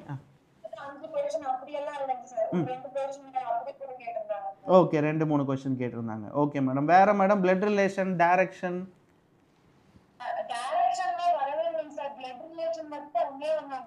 அது போட்டுட்டீங்களா? பிளட் ரிலேஷன் சீட்டிங் அரேஞ்ச்மெண்ட் வந்ததா? சீட்டிங் அரேஞ்ச்மெண்ட் வந்துதுங்க சார். அப்புறம் சர்க்கிள் வந்து ஸ்கொயர் வந்து ஓகே மேடம். அதுக்கப்புறம் இந்த நம்ம லெஃப்ட் ரைட் இது பண்ணீங்க சார். லீனியர் ஈக்குவேஷன் எலிமெண்ட் சீரிஸா மேடம் சொல்றீங்க? ரீசனிங்கா சொல்றீங்க? Element series. Okay okay. கொஞ்சம் கஷ்டமாக தான் கொடுத்துருந்தாங்க. ஈஸியாக தான் இருந்ததா? சரிங்க மேடம்.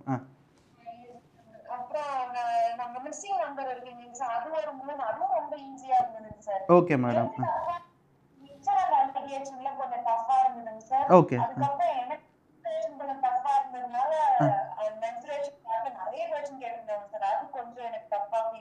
Okay okay. ஃபார்முலாஸ் போட தெரியலையா மேடம்? இல்லை ஃபார்முலா படிச்சுட்டு போய் உங்களுக்கு டஃப்பாக இருந்ததா? ஓ விட்டுட்டீங்க. ஓ சரி சரி. சரிங்க மேடம். சரிங்க மேடம். Okay madam. கொஸ்டின் சொல்லுங்கள் மேடம். என்ன கேட்டிருந்தாங்க? என்ன கொஸ்டின்?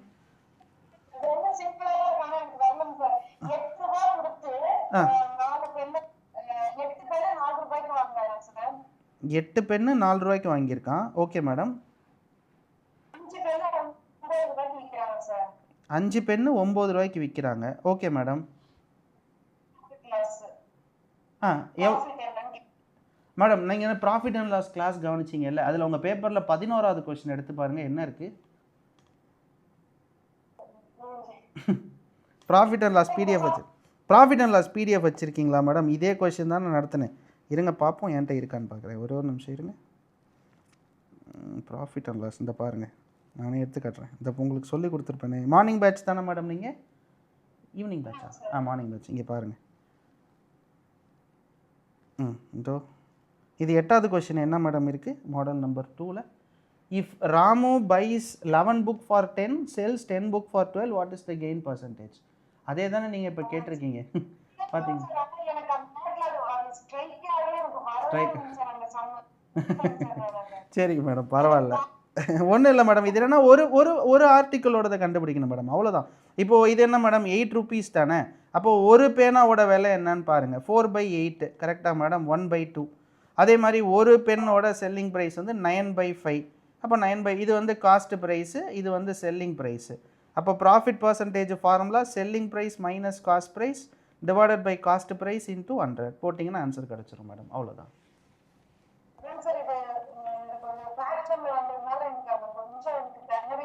ஓ அப்படியா madam.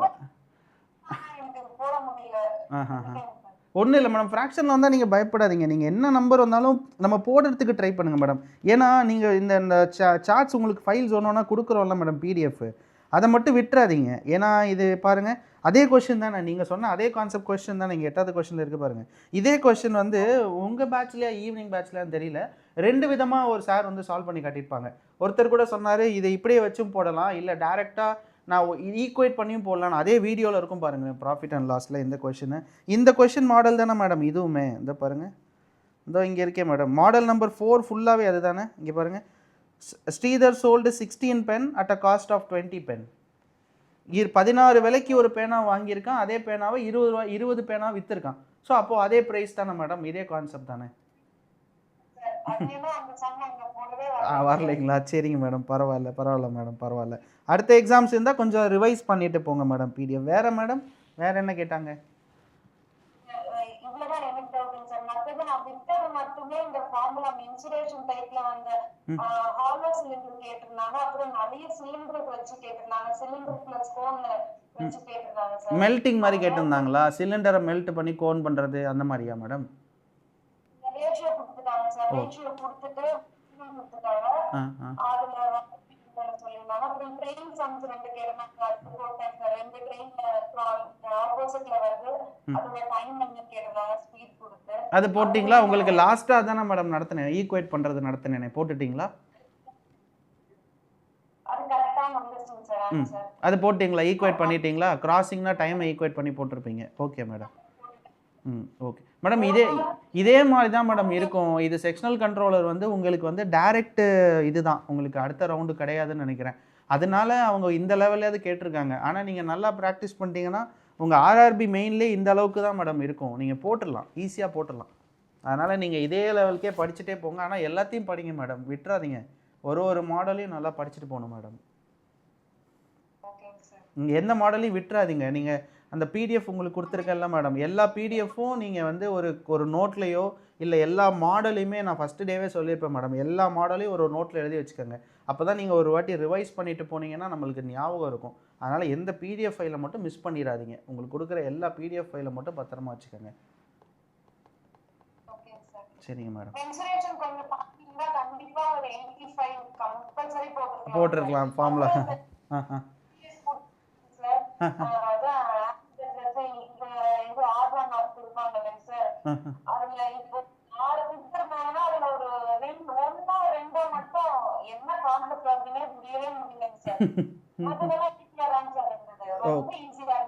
Okay okay madam.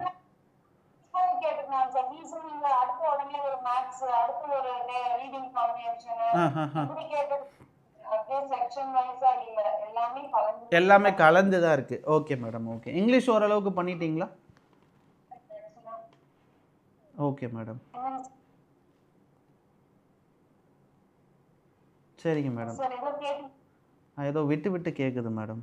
Okay madam, பரவாயில்ல மேடம். நீங்கள் இதே மாதிரி ப்ரிப்பேர் பண்ணுங்கள். நெக்ஸ்ட்டு ஏதாவது ஒரு எக்ஸாமுக்கு போகிறீங்கன்னா இந்த மாதிரி நம்ம படித்ததே விட்டுட்டு போகாத மாதிரி நீங்கள் ஒரு வாட்டி நல்லா ரிவைஸ் பண்ணிவிட்டு போடுங்க மேடம், போதும். டெய்லி டெஸ்ட் இதெல்லாம் டெஸ்ட்டு கொடுக்குறோம்ல மேடம், இந்த டெஸ்ட்லாம் ரெகுலராக எழுதிட்டே இருங்க மேடம், போதும். Okay madam, okay madam. Clock கேலண்டர்லேருந்து ஒன்று கூட வரலையா? நீங்கள் தானே மேடம் கேட்டிங்க, ஈவினிங்கா மார்னிங்கா? ஈவினிங் பேட்சா நீங்கள் தான் கேட்டிங்களோ? நீங்கள் தான். ஓகே. கிளாக்கு கேலண்டர் வேணும்னு கேட்டிங்க. அதனால தான் அன்னைக்கு ஒரு நாள் கம்பைனில் கூட கிளாக் மட்டும் எடுத்திருப்பேன் மேடம். இப்போ கிளாக் கேலண்டர் சிலபஸில் இருக்குது மேடம், ஆனால் கேட்கறது இல்லை. அதான் அதுக்கு காரணம் மெயினாக அதுதான் மேடம். இந்த ஆப்ஷன்ஸில் நிறையா குளறுபடி நடக்கிறனால கிளாக்கும் கேலண்டரும் ஒரு வர வர கேட்க மாட்றாங்க. ஒரு வேளை மற்ற பேட்ச்க்கு கேட்டிருக்காங்களான்னு தெரியல. ஒரு வாட்டி செக் பண்ணிவிட்டு பார்க்கலாம் மேடம். பட் எதுக்கும் படிச்சுக்கங்க. எது மேடம்? ப்ராபபிலிட்டி கேட்டாங்க. ப்ராபபிலிட்டி கேட்டாங்களா? என்ன கேட்டாங்க மேடம்? டைஸ் கேட்டாங்களா? டைஸ் கேட்டாங்க சார். ஒரு சம் டைஸ் இருந்துச்சு, ஒரு சம் ப்ராபபிலிட்டி இருந்துச்சு. Okay okay madam. Class and கூட கிடையாதுங்க சார். ஒண்ணு கூட ஆக்சுவலா கிளாஸ் வந்து ரொம்ப ஈஸியா இருந்தது அந்த கிளாஸ் பார்த்து. ஆமாம், கிளாக் நான் அதான் யூஸ்வலாக அது வந்து வேணான்னு தான் சொல்லுவேன். நீங்களும் கேட்டிருந்தீங்க, ஈவினிங் பேட்ச்லேயும் ஒருத்தர் கேட்டிருந்தாரா, சரி அதனால கம்பைண்டாக வச்சு ஒரு நாள் கிளாக்கையாவது நடத்திடுவோம் அப்படின்னு தான் நடத்தினேன். பட் அது மற்ற பேட்சுக்கு வந்துச்சான்னு தெரில. இன்றைக்கி ஒரு எக்ஸாம் நாளைக்கு இருக்கா மேடம்? நாளைக்கு ஒரு பேட்ச் இருக்குன்னு நினைக்கிறேன். நாளைக்கு இருக்கு, நாளைக்கு 2 பேட்ச் இருக்குது. பார்ப்போம் நாளைக்கு பேட்சில் கிளாக் கேலண்டர் ஒரு வேளை கேட்டாங்கன்னா கேலண்டரையும் நடத்திட்டு கூட அடுத்த எக்ஸாம்ஸ்க்கு உங்களுக்கு யூஸ் ஆகும்.